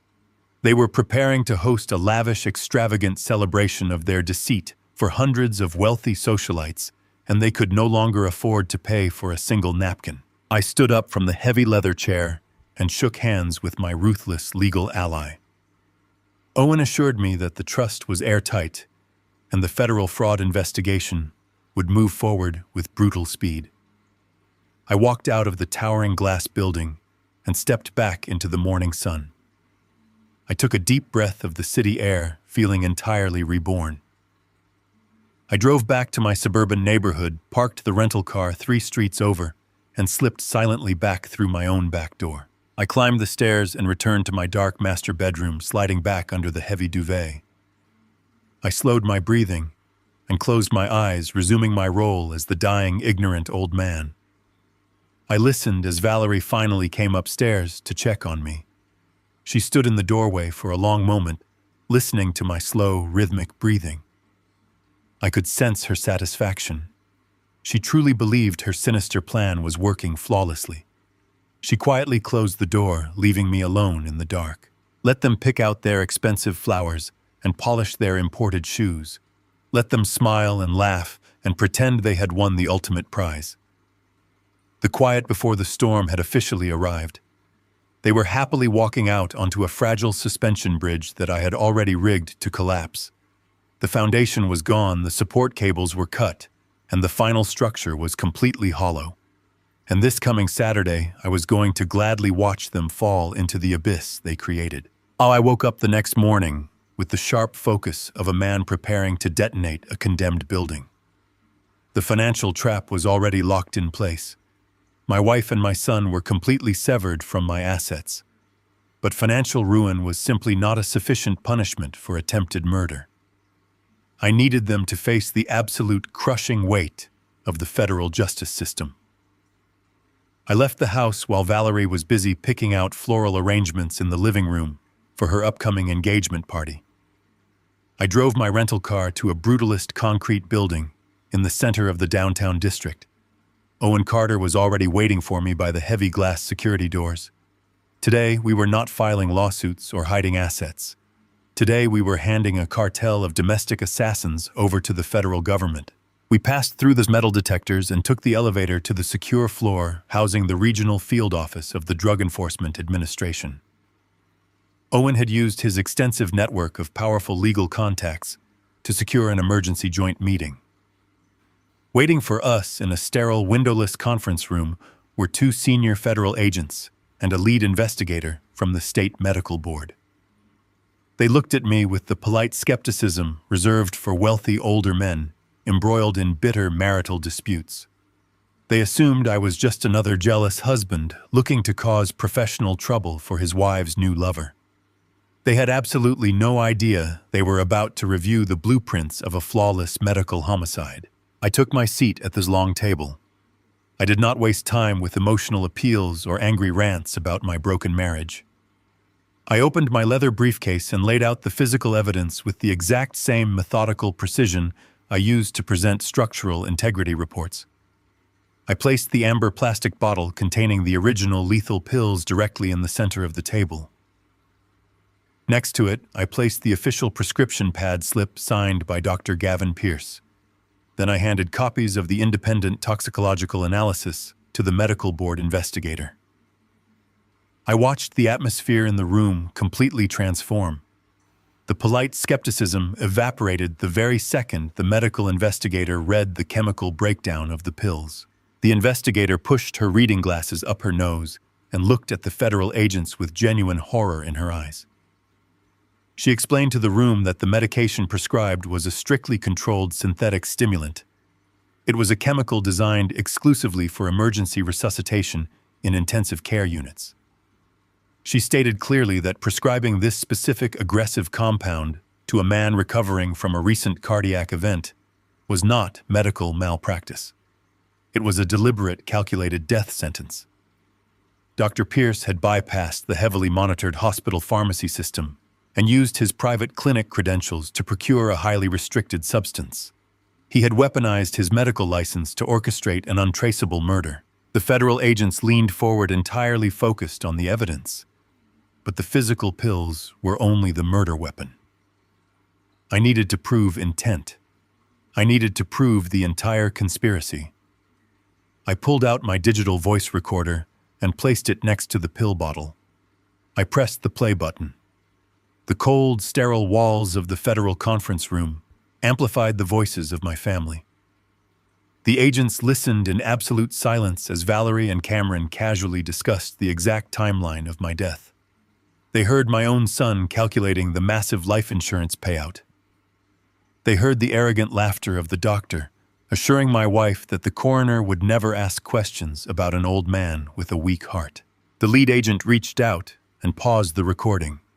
His jaw was clenched tight.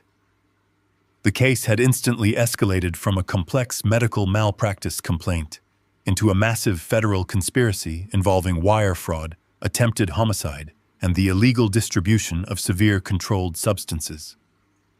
The medical board investigator immediately reached for her phone. She stated that Dr. Pierce's medical license was suspended effectively immediately pending criminal prosecution. He would never wear a white coat or step foot inside a clinic ever again. His entire professional legacy was completely eradicated in a matter of seconds. Owen Carter took control of the conversation. He pointed out the most critical piece of intelligence we had gathered. He reminded the federal agents that Valerie and Dr. Pierce were actively planning a lavish destination wedding. They had booked expensive luxury villas in the Bahamas for the following week. The Bahamas is a foreign jurisdiction with complex extradition treaties. Owen made it perfectly clear that Dr. Pierce possessed the financial resources and the international connections to vanish the moment he realized his medical license was under investigation. He was an extreme flight risk. If they delayed the arrest, the doctor and my wife would simply board a plane and disappear into the Caribbean, leaving my son to face the legal consequences entirely alone. The federal agents completely agreed. They could not afford to let a doctor who weaponized controlled substances slip through their fingers and cross international borders. They needed to execute the federal arrest warrants immediately to ensure the conspirators were taken into custody simultaneously. They began discussing a coordinated raid on the doctor's private clinic for the following Monday morning. I raised my hand and stopped them. I told them Monday was entirely too late. I told them that if they wanted to catch every single member of the conspiracy in one location, completely off guard, and stripped of all their defenses, they needed to execute the warrants on Saturday. I explained that this coming Saturday afternoon, Valerie and Dr. Pierce were hosting a massive, extravagant engagement party. The celebration was taking place on the grand outdoor terrace of the most exclusive country club in the entire state. Cameron would be there drinking imported champagne. Valerie would be wearing a designer dress paid for with my stolen retirement funds. Dr. Pierce would be surrounded by his wealthy, arrogant colleagues. They would be completely relaxed, surrounded by 100 guests boasting about their bright, beautiful future. It was the absolute perfect environment for a tactical strike. They would be trapped on an elevated terrace with absolutely no warning and nowhere to run. The federal agents looked at each other and nodded. They saw the tactical advantage of cornering all the suspects in a single controlled environment. They agreed to secure the federal warrants for attempted murder, prescription fraud, and conspiracy. They promised to assemble a joint tactical team with the local police department to raid the country club on Saturday afternoon. They thanked me for handing them a perfectly wrapped criminal case and promised that the people who tried to end my life would spend the rest of theirs in federal prison. I walked out of the federal building, with Owen Carter walking quietly beside me. The sky above the city was a brilliant, clear blue. I had spent my entire life designing structures that could withstand the most brutal elements of nature. I built foundations meant to last for centuries. Valerie and Cameron had tried to tear down my life, thinking I was nothing more than fragile glass. They thought I would shatter without making a sound. But they forgot what I am made of. I am made of steel and concrete and ruthless calculation. The financial accounts were frozen. The legal trust was impenetrable. And now the federal arrest warrants were signed and waiting. Everything was perfectly aligned for one single catastrophic impact. All I had to do now was wait for Saturday. I was going to put on my best suit and attend a party. Saturday morning arrived with a bright, blinding sunlight that pierced through the heavy curtains of the master bedroom. I lay perfectly still under the thick duvet, playing my part for the final time. Valerie was moving frantically around the room, packing a luxurious leather overnight bag. She was humming a soft melody, completely intoxicated by her own perceived brilliance. She had spent the last 2 hours preparing for what she told me was a much-needed women's wellness retreat. She claimed the immense stress of caring for a dying husband had taken a severe toll on her physical and mental health. She told me she desperately needed a weekend of spa treatments, deep tissue massages, and silent meditation to recharge her exhausted spirit. She even fabricated a detailed itinerary, mentioning a fictional group of supportive friends who were supposedly joining her for emotional support. She walked over to the edge of the bed, wearing a casual but clearly expensive linen outfit that she had undoubtedly purchased with my stolen retirement funds. She leaned down and pressed her soft lips against my forehead. The kiss felt like the cold touch of a venomous snake against my skin.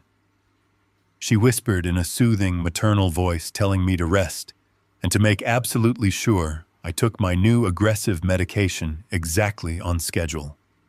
She promised me that our son Cameron would drop by later in the afternoon to bring me a hot meal and check on my fluctuating blood pressure.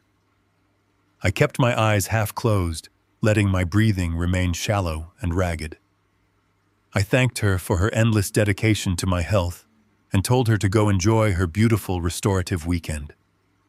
She smiled a smile so full of absolute arrogance and greed that it took every ounce of my disciplined willpower not to reach up and grab her by the throat. She picked up her heavy leather bag, turned her back to me, and walked out of the room without a single backward glance. I listened to the rhythmic clicking of her designer heels descending the wooden staircase. I heard the heavy front door open and close with a solid thud. I waited exactly 3 minutes until I heard the powerful engine of her pristine white sedan roar to life and reverse out of the concrete driveway. The moment the sound of her tires faded down the quiet suburban street, the suffocating atmosphere of the house completely evaporated. The sick, dying old man vanished into the morning air. I threw off the heavy duvet and stood up. I did not shuffle my feet. I did not hunch my shoulders to protect a weak heart. I stood at my full height, feeling the raw strength in my legs and the steady, reliable beating of my pulse. I walked over to the corner of the room where I had kept the thick, ugly wooden walking cane for the past week. I picked it up, feeling the cheap rubber grip under my palm. I carried it down the carpeted hallway and threw it violently into the bottom of the kitchen trash bin. The heavy thud of the wood hitting the plastic was profoundly satisfying. I did not need a prop anymore. I needed my armor. I walked into the master bathroom and turned the shower on, adjusting the temperature dial to the coldest possible setting. I stood under the freezing water, letting the icy stream shock my entire biological system awake. I washed away the sweat, the stagnation, and the pathetic vulnerability I had carefully cultivated over the last several days. I stepped out of the freezing water and stood dripping in front of the large vanity mirror. My silver beard had grown out into a messy, uneven chasado over the past week, making me look defeated and frail. I picked up my razor and a can of shaving cream. I carefully and methodically shaved the rough scruff away until my jawline was sharp and completely clean. I evaluated the man staring back at me in the mirror the same way I would evaluate the structural integrity of a steel beam. He was not a victim. He was a veteran structural engineer preparing to execute a flawless, controlled demolition of his own family. I walked into my expansive walk-in closet and bypassed the loose, comfortable sweatpants and faded cotton shirts I had been wearing to sell my illness. I reached into the very back of the dark wardrobe and pulled out a heavy protective garment bag. Inside was a tailored charcoal gray suit I had purchased years ago in London for a massive corporate engineering gala. I had not worn the garment in over a decade, but it still fit my frame perfectly. I put on a crisp white dress shirt, buttoning it up to my neck. I tied a dark silk tie with absolute precision, ensuring the knot was perfectly symmetrical. I slipped my arms into the charcoal jacket, feeling the heavy, expensive fabric settle perfectly across my broad shoulders.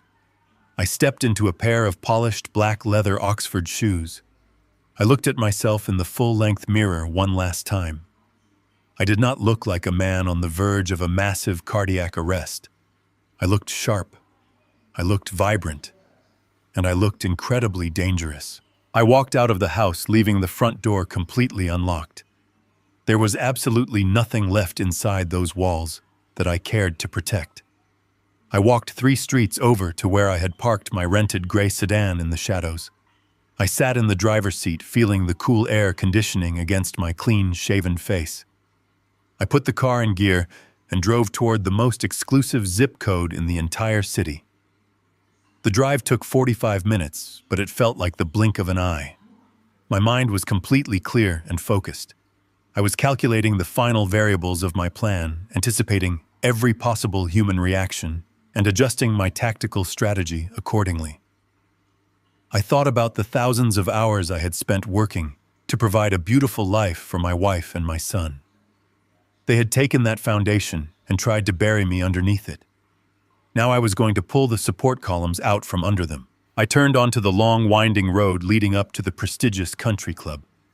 The private road was lined with ancient oak trees and perfectly manicured hedges paid for by the massive membership fees of the city elite. I had been a premium member of this exact club for over 20 years. I knew the general manager by his first name.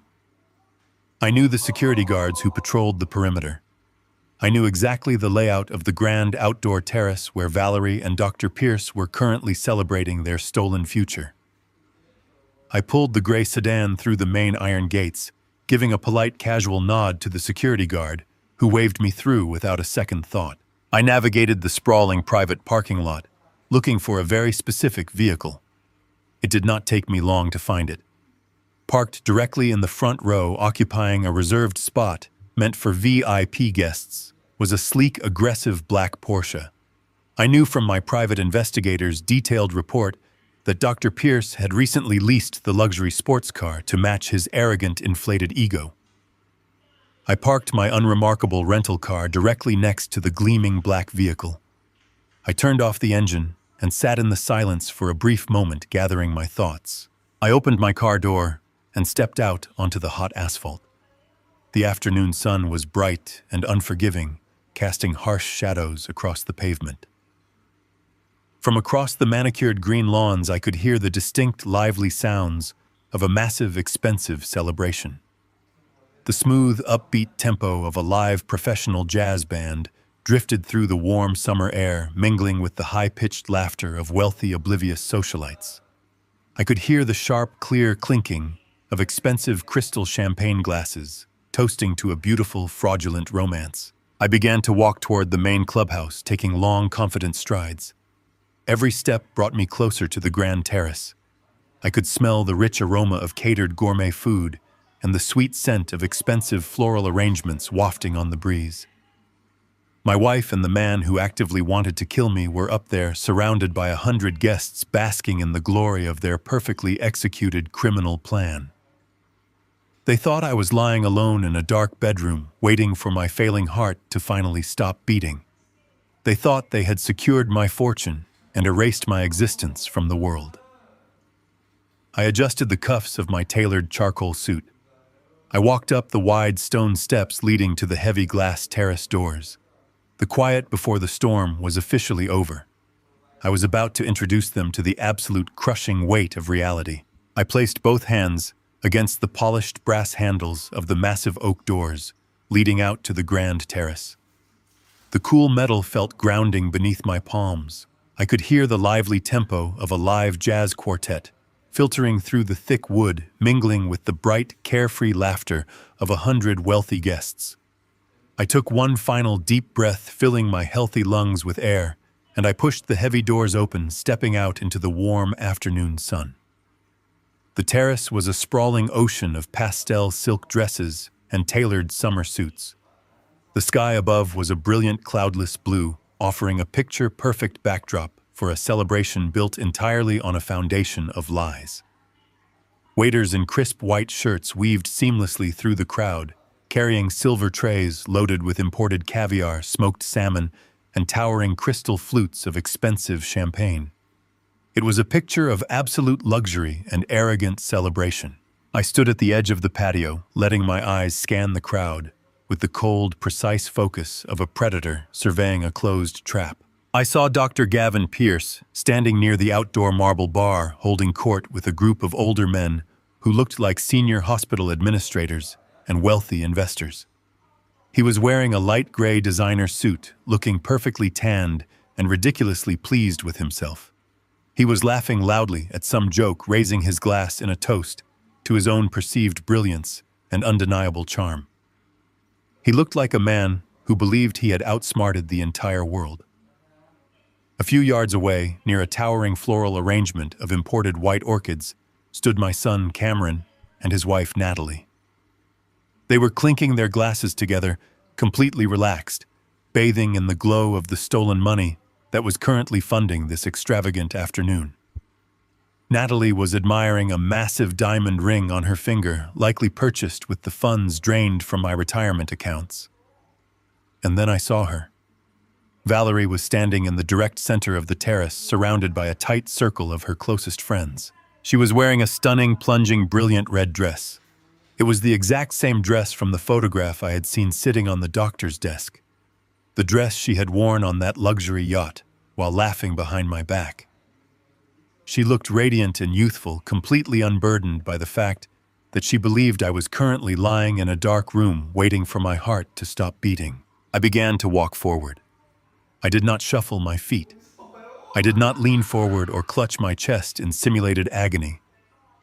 I walked with the heavy, measured, deliberate strides of a man who has spent 40 years walking across high-altitude steel beams and inspecting massive concrete foundations. Every step was planted with absolute, undeniable authority, projecting a physical power that commanded the space around me. I moved directly into the center of the crowded terrace, weaving past oblivious socialites who were too busy gossiping about country club politics to notice the storm gathering right beside them. Cameron was the very first person to see me.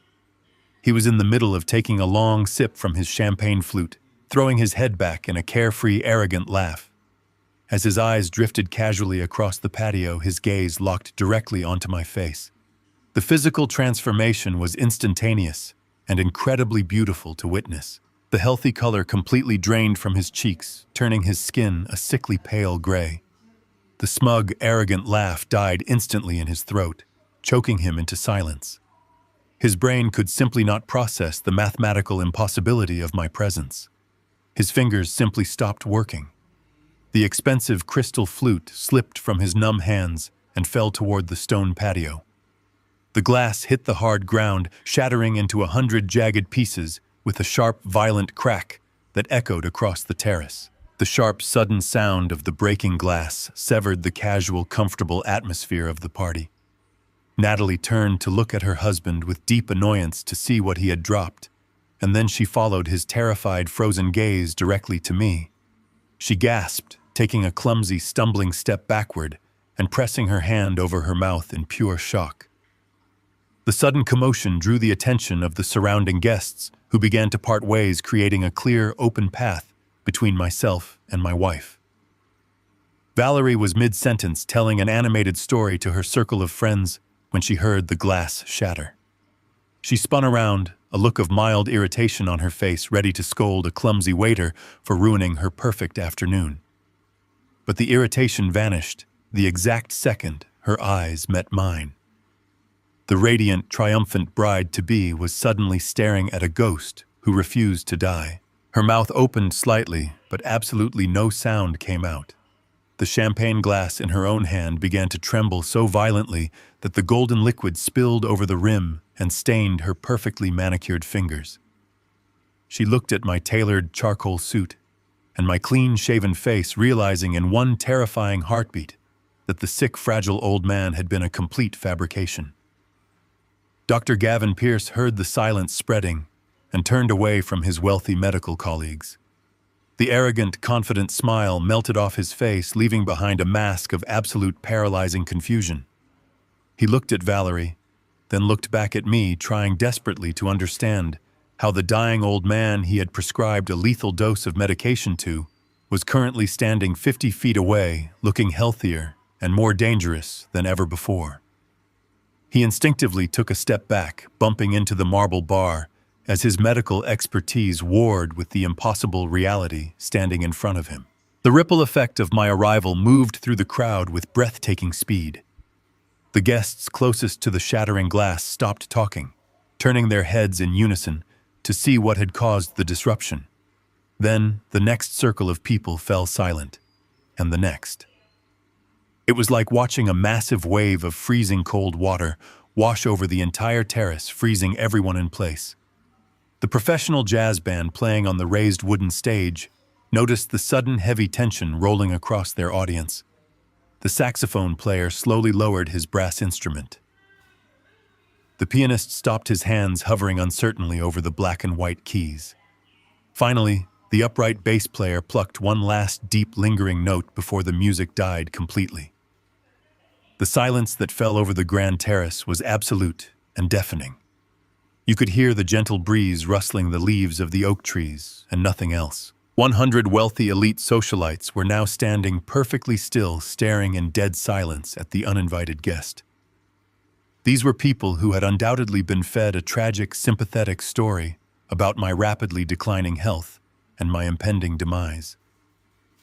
They were looking at the man who was supposed to be bedridden and dying, currently standing tall, immaculate, and radiating pure, unadulterated menace in the very center of an engagement party funded entirely by his stolen money. I stood my ground, letting the heavy, suffocating silence wrap around the terrace.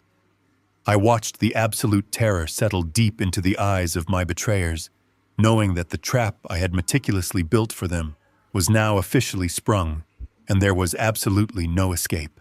I did not break the suffocating silence with a shout or a dramatic outburst.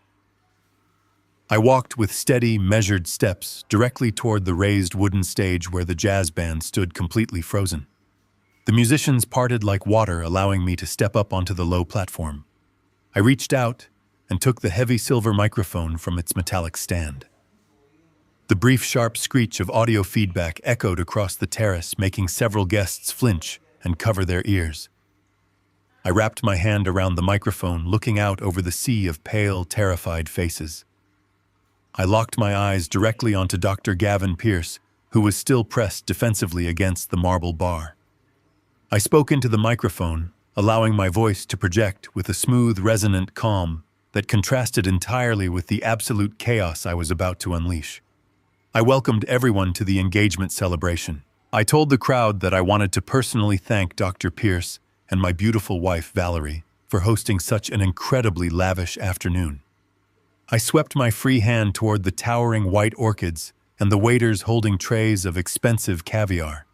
I told the 100 wealthy socialites that it was a truly spectacular event and that I was uniquely qualified to appreciate its grandeur, because my son Cameron and Dr. Pierce had used exactly $450,000 stolen directly from my private retirement fund to pay for every single drop of champagne they were currently drinking.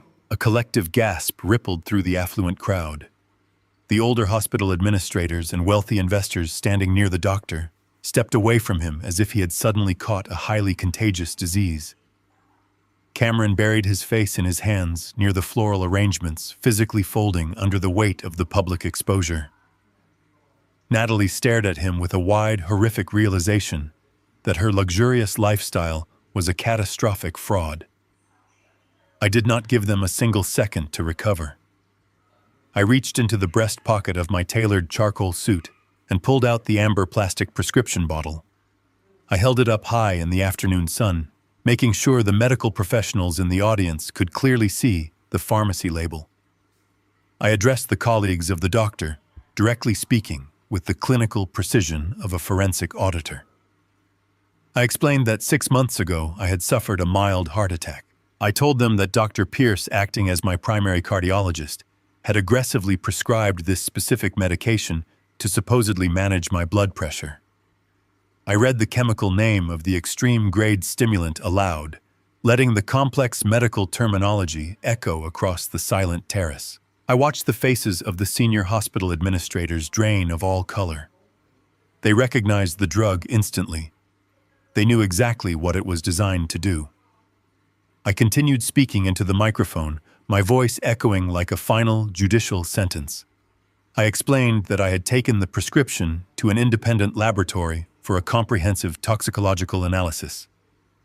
I told the crowd of medical experts that the lab results confirmed taking that massive synthetic stimulant with my specific recovering cardiac profile would have violently accelerated my heart rate until my chest literally tore itself apart from the inside. I told them it would have caused a massive fatal myocardial infarction within 48 hours. I lowered the bottle and looked directly into the terrified eyes of the man who had tried to execute me. I stated clearly and loudly that this was not a tragic medical mistake or an accidental pharmaceutical oversight. It was a highly calculated, flawlessly premeditated assassination attempt designed to trigger a massive life insurance payout before the wedding. The terrace erupted into a chaotic symphony of shocked murmurs and terrified whispers. Guests began setting their crystal champagne flutes down on the nearest tables, suddenly disgusted by the stolen luxury they were consuming. Valerie finally snapped out of her paralyzed state. The immaculate mask of the blushing bride to be completely disintegrated, leaving behind a desperate, hysterical woman watching her entire fraudulent empire burn to ashes. She lunged forward, her bright red dress flashing in the sunlight, rushing the wooden stage with her hands outstretched. She screamed at the top of her lungs that I was completely insane. She shrieked to her wealthy friends that the heavy heart medication had completely destroyed my mind and that I was suffering from severe paranoid delusions. She reached out desperately, trying to claw the silver microphone away from my hand to silence the broadcast of her crimes. I did not back away. I simply shifted my weight, avoiding her frantic grasp, and looked down at her flushed, panicked face. I lowered the microphone just enough to speak directly to her, but kept my voice projected over the audio system, so every single person on the terrace could hear the final nail being driven into her coffin. I told her she did not need to worry about my mental state anymore. I informed her that she should probably be far more concerned about the federal wire fraud injunction that my ruthless legal team had filed against her fraudulent shell company yesterday morning. I watched her eyes widen in absolute disbelief as I calmly explained that the Central Banking Authority had immediately frozen every single corporate and personal account associated with V&P Holdings. I told her that the stolen $450,000 was locked in a digital federal vault and that she and her lover were currently completely and utterly broke. Standing near the edge of the patio, the general manager of the exclusive country club had been listening intently to every word echoing over the audio system. When I mentioned the frozen federal bank accounts and the total absence of any available funds, his professional hospitality demeanor vanished instantly. He knew the massive upfront deposit for this extravagant party was scheduled to clear through those exact corporate accounts by the end of the business day. He immediately reached for the radio clipped to his belt and signaled his private security team. The response was swift and merciless. Waiters abruptly stopped serving the expensive appetizers, retreating toward the kitchen doors. The bartenders began closing the liquor cabinets and locking the premium alcohol away. The realization hit Valerie like a physical blow to the stomach. She looked around the terrace, watching the stern security guards moving quickly to block the main exit doors, preventing anyone from fleeing without settling the massive pending invoice. She had invited 100 of the most powerful people in the city to witness her absolute social and financial annihilation. Total, suffocating panic finally set in. Her breathing became shallow and erratic as she spun around looking for Dr. Pierce to save her. But the doctor was trapped against the marble bar, surrounded by disgusted colleagues who were already pulling out their cellular phones to distance themselves from his impending medical board scandal. Cameron was sobbing quietly near the orchids, abandoned by his wife, who had already marched toward the exit to save her own reputation. I looked out at the ruins of their social standing. The pristine white table linens and the delicate floral centerpieces now looked like the tragic remnants of a sunken ship. The afternoon breeze carried the scent of their desperation, mingling with the expensive perfume Valerie wore. They had constructed a magnificent palace of deception, and I had just detonated the main pillars, leaving them completely buried under the rubble. The beautiful, flawless engagement celebration had transformed into a glorious, inescapable prison of their own making. I stood on the wooden stage holding the microphone, watching the structural collapse of their lives with absolute, perfect satisfaction. The heavy silence that had fallen over the terrace was suddenly shattered. A low, distant wail pierced the warm afternoon air. The sound grew louder, multiplying into a chorus of high-pitched sirens echoing up the long, winding driveway of the exclusive country club. Through the massive floor-to-ceiling glass windows lining the main clubhouse, the wealthy guests could see the reflection of bright flashing lights. Brilliant pulses of red and blue painted the walls violently, interrupting the elegant pastel ambiance of the engagement party. Panic rippled through the crowd of socialites as heavy tactical vehicles skidded to a halt on the pristine gravel path just outside the main doors. The heavy glass doors swung open with aggressive force. A coordinated team of local police officers and federal agents from the Drug Enforcement Administration poured onto the outdoor patio. They wore dark tactical vests and windbreakers with bold yellow lettering that contrasted sharply against the delicate white table linens and the imported floral arrangements. The sheer physical presence of the armed federal agents completely suffocated whatever remaining arrogance the crowd possessed. Wealth and social standing offered absolutely no protection against the federal warrants coming through those doors. I stood quietly on the wooden stage, placing the silver microphone back onto its stand, watching the glorious mechanical precision of the raid I had orchestrated unfold right in front of me. The lead federal agent walked with absolute authority straight toward the outdoor marble bar. The wealthy hospital administrators and investors who had been drinking with Dr. Gavin Pierce scattered, instantly treating the cardiologist like a radioactive hazard. Pierce was left standing completely alone, trembling uncontrollably against the polished stone counter. The arrogant, confident medical professional had completely evaporated, leaving behind a terrified, pathetic criminal. The lead agent did not lower his voice. He spoke with a booming, authoritative tone that carried across the terrified crowd. He addressed Pierce by his full name, stating that he was under federal arrest. The agent firmly grabbed the wrists of the doctor, pulling his arms behind his back. The sharp, metallic clicking of heavy steel handcuffs locking into place echoed across the patio. It was a beautiful, mechanical sound. The agent loudly read the list of charges: attempted homicide, federal prescription fraud, the illegal procurement and distribution of severe controlled substances. Pierce opened his mouth to defend himself, to claim it was a massive misunderstanding, but his voice completely failed him. His knees buckled under the crushing weight of reality, and two younger agents had to physically support him by his arms to keep him from collapsing onto the stone tiles.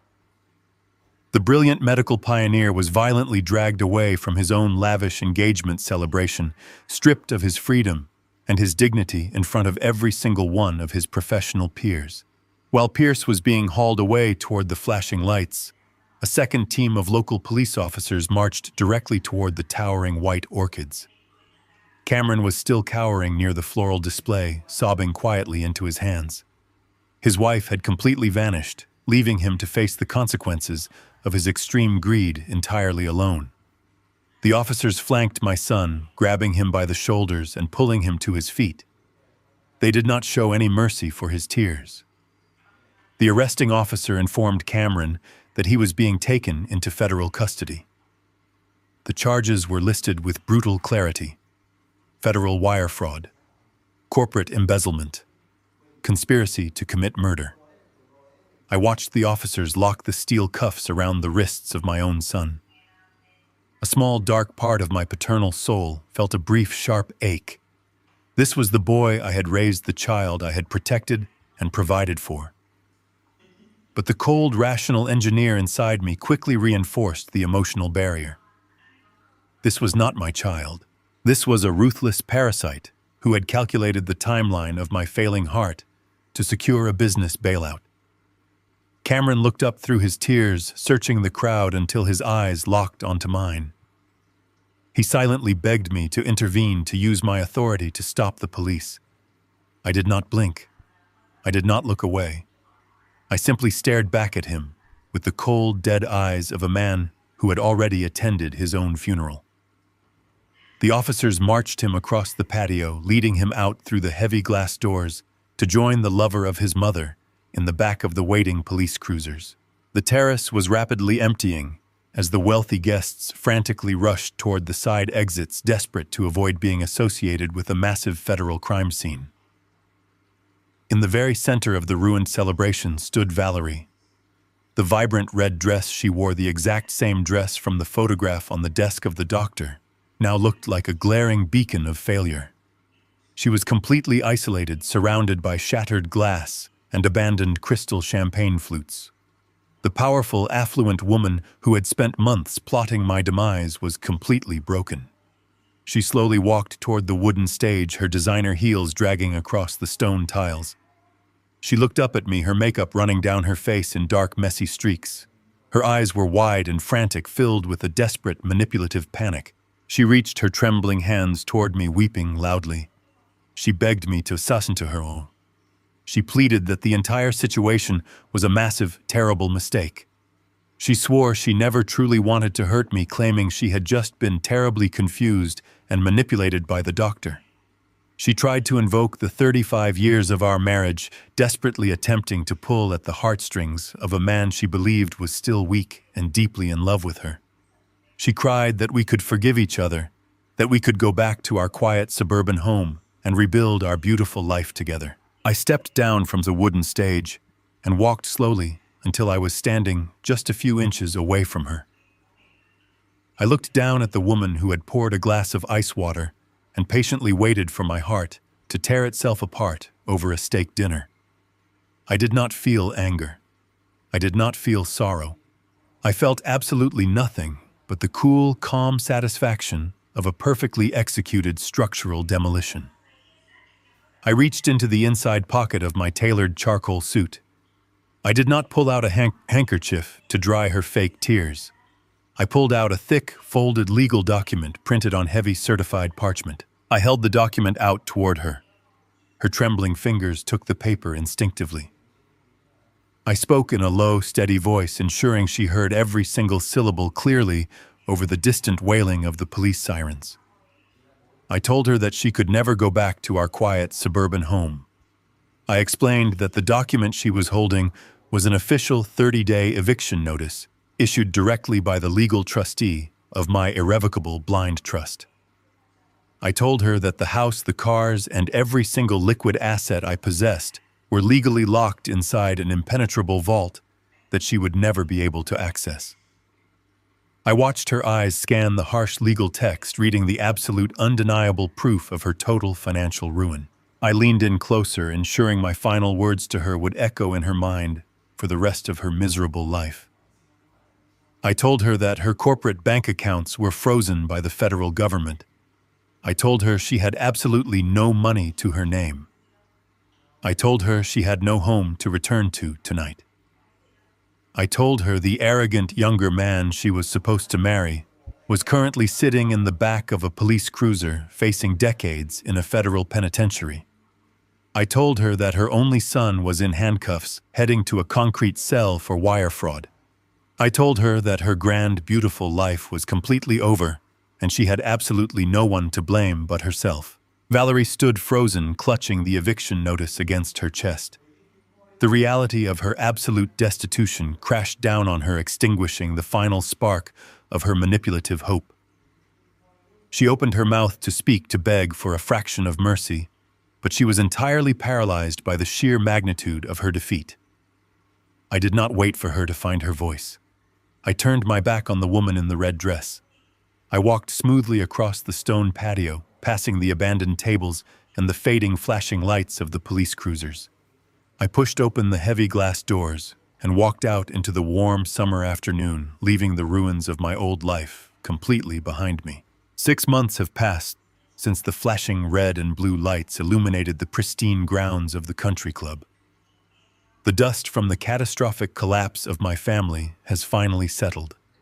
The legal and financial demolition I engineered was absolute, leaving no stone standing. In the quiet aftermath, I watched the justice system meticulously sweep away the debris of their arrogant conspiracy. Dr. Gavin Pierce was the very first to break.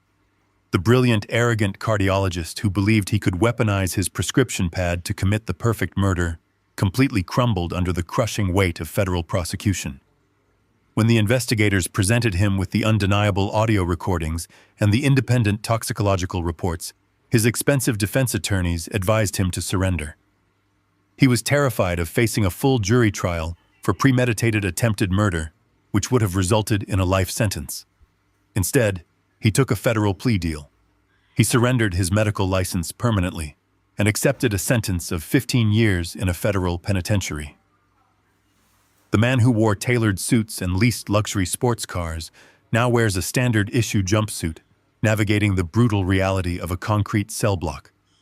His career, his wealth, and his freedom were entirely erased. The fate of my son Cameron offered a different kind of closure. The federal prosecutors did not show him an ounce of mercy for his role in the corporate embezzlement and wire fraud. He was sentenced to 3 years in federal prison. When the judge handed down the sentence, I sat in the back of the courtroom and felt absolutely nothing. The paternal bond had been permanently severed the morning I stood in his hallway and listened to him calculate the profit margin on my death. His wife Natalie reacted exactly as my forensic attorney had predicted. The moment the steel handcuffs clicked around Cameron's wrists, her loyalty completely vanished. She filed for divorce before he even survived his first week behind bars.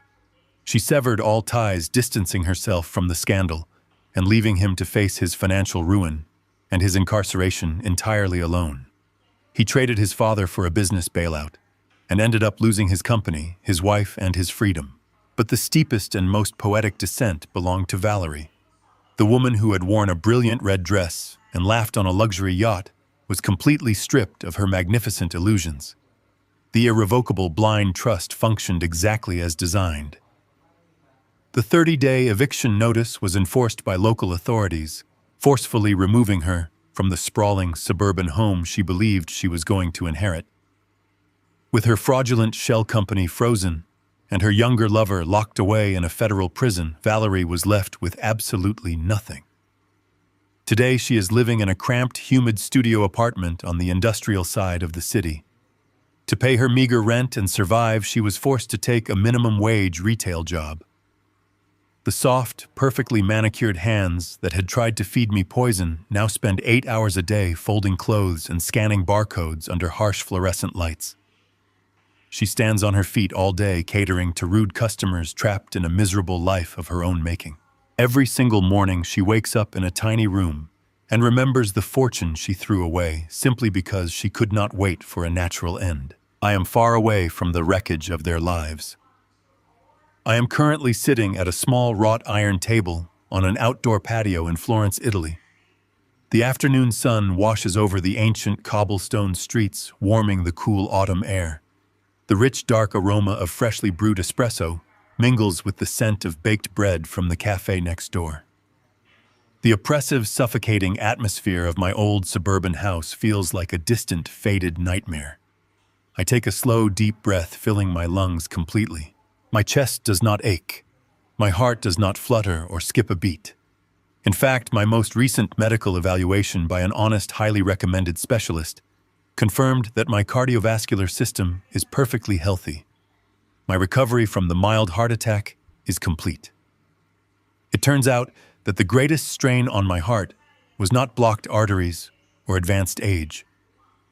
The true deadly stress was living in a house saturated with deceit, sharing a bed with a predator, and carrying the toxic weight of a fundamentally broken family.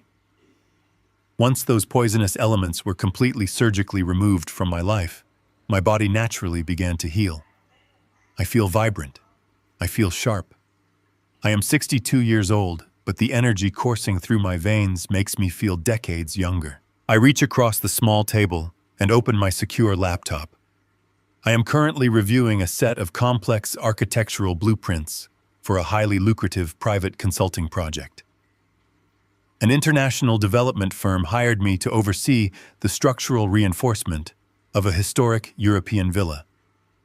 I trace the load-bearing walls and the support beams on the digital screen, feeling the familiar, comforting rhythm of my profession. Building something strong and enduring is a beautiful process, especially after spending the last 6 months orchestrating a demolition. I switch browser tabs and log into my private banking portal. The screen loads instantly. I look at the numbers reflecting across the dashboard, and a profound, peaceful satisfaction settles deep into my bones. The Central Banking Authority concluded their federal fraud investigation exactly 2 months ago. The $450,000 that Valerie and Cameron had systematically stolen was fully recovered from the frozen accounts and returned entirely to my portfolio. My wealth is completely secure, locked safely inside the blind trust managed by Owen Carter. My legacy is protected, and my future is funded entirely by the fruits of my own labor.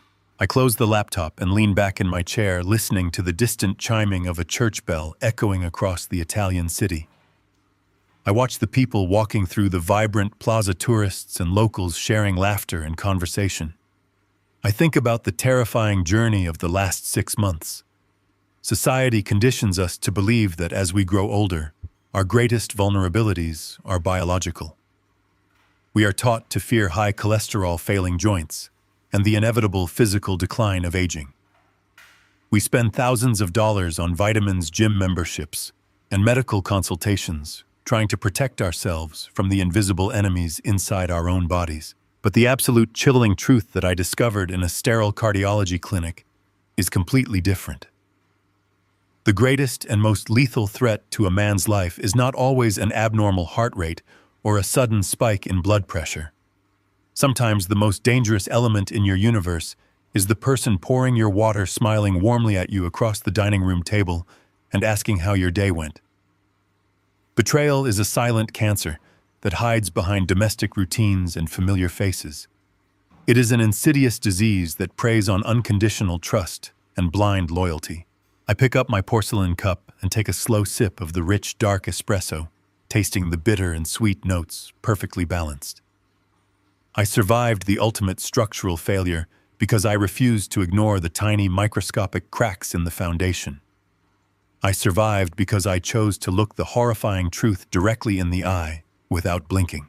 I realized that the best medicine in the world is not a chalky white pill handed to you by an arrogant doctor. It is not an herbal supplement or an expensive pharmaceutical compound. The ultimate cure, the only thing that can truly save your life when you are surrounded by monsters, is the absolute ruthless and unapologetic application of the truth.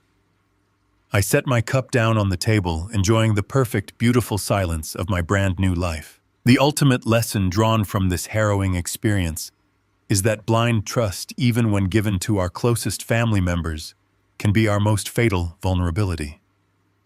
We are conditioned to believe that blood ties inherently guarantee loyalty and protection, but true family is defined by mutual respect and honest actions, not merely by a shared last name.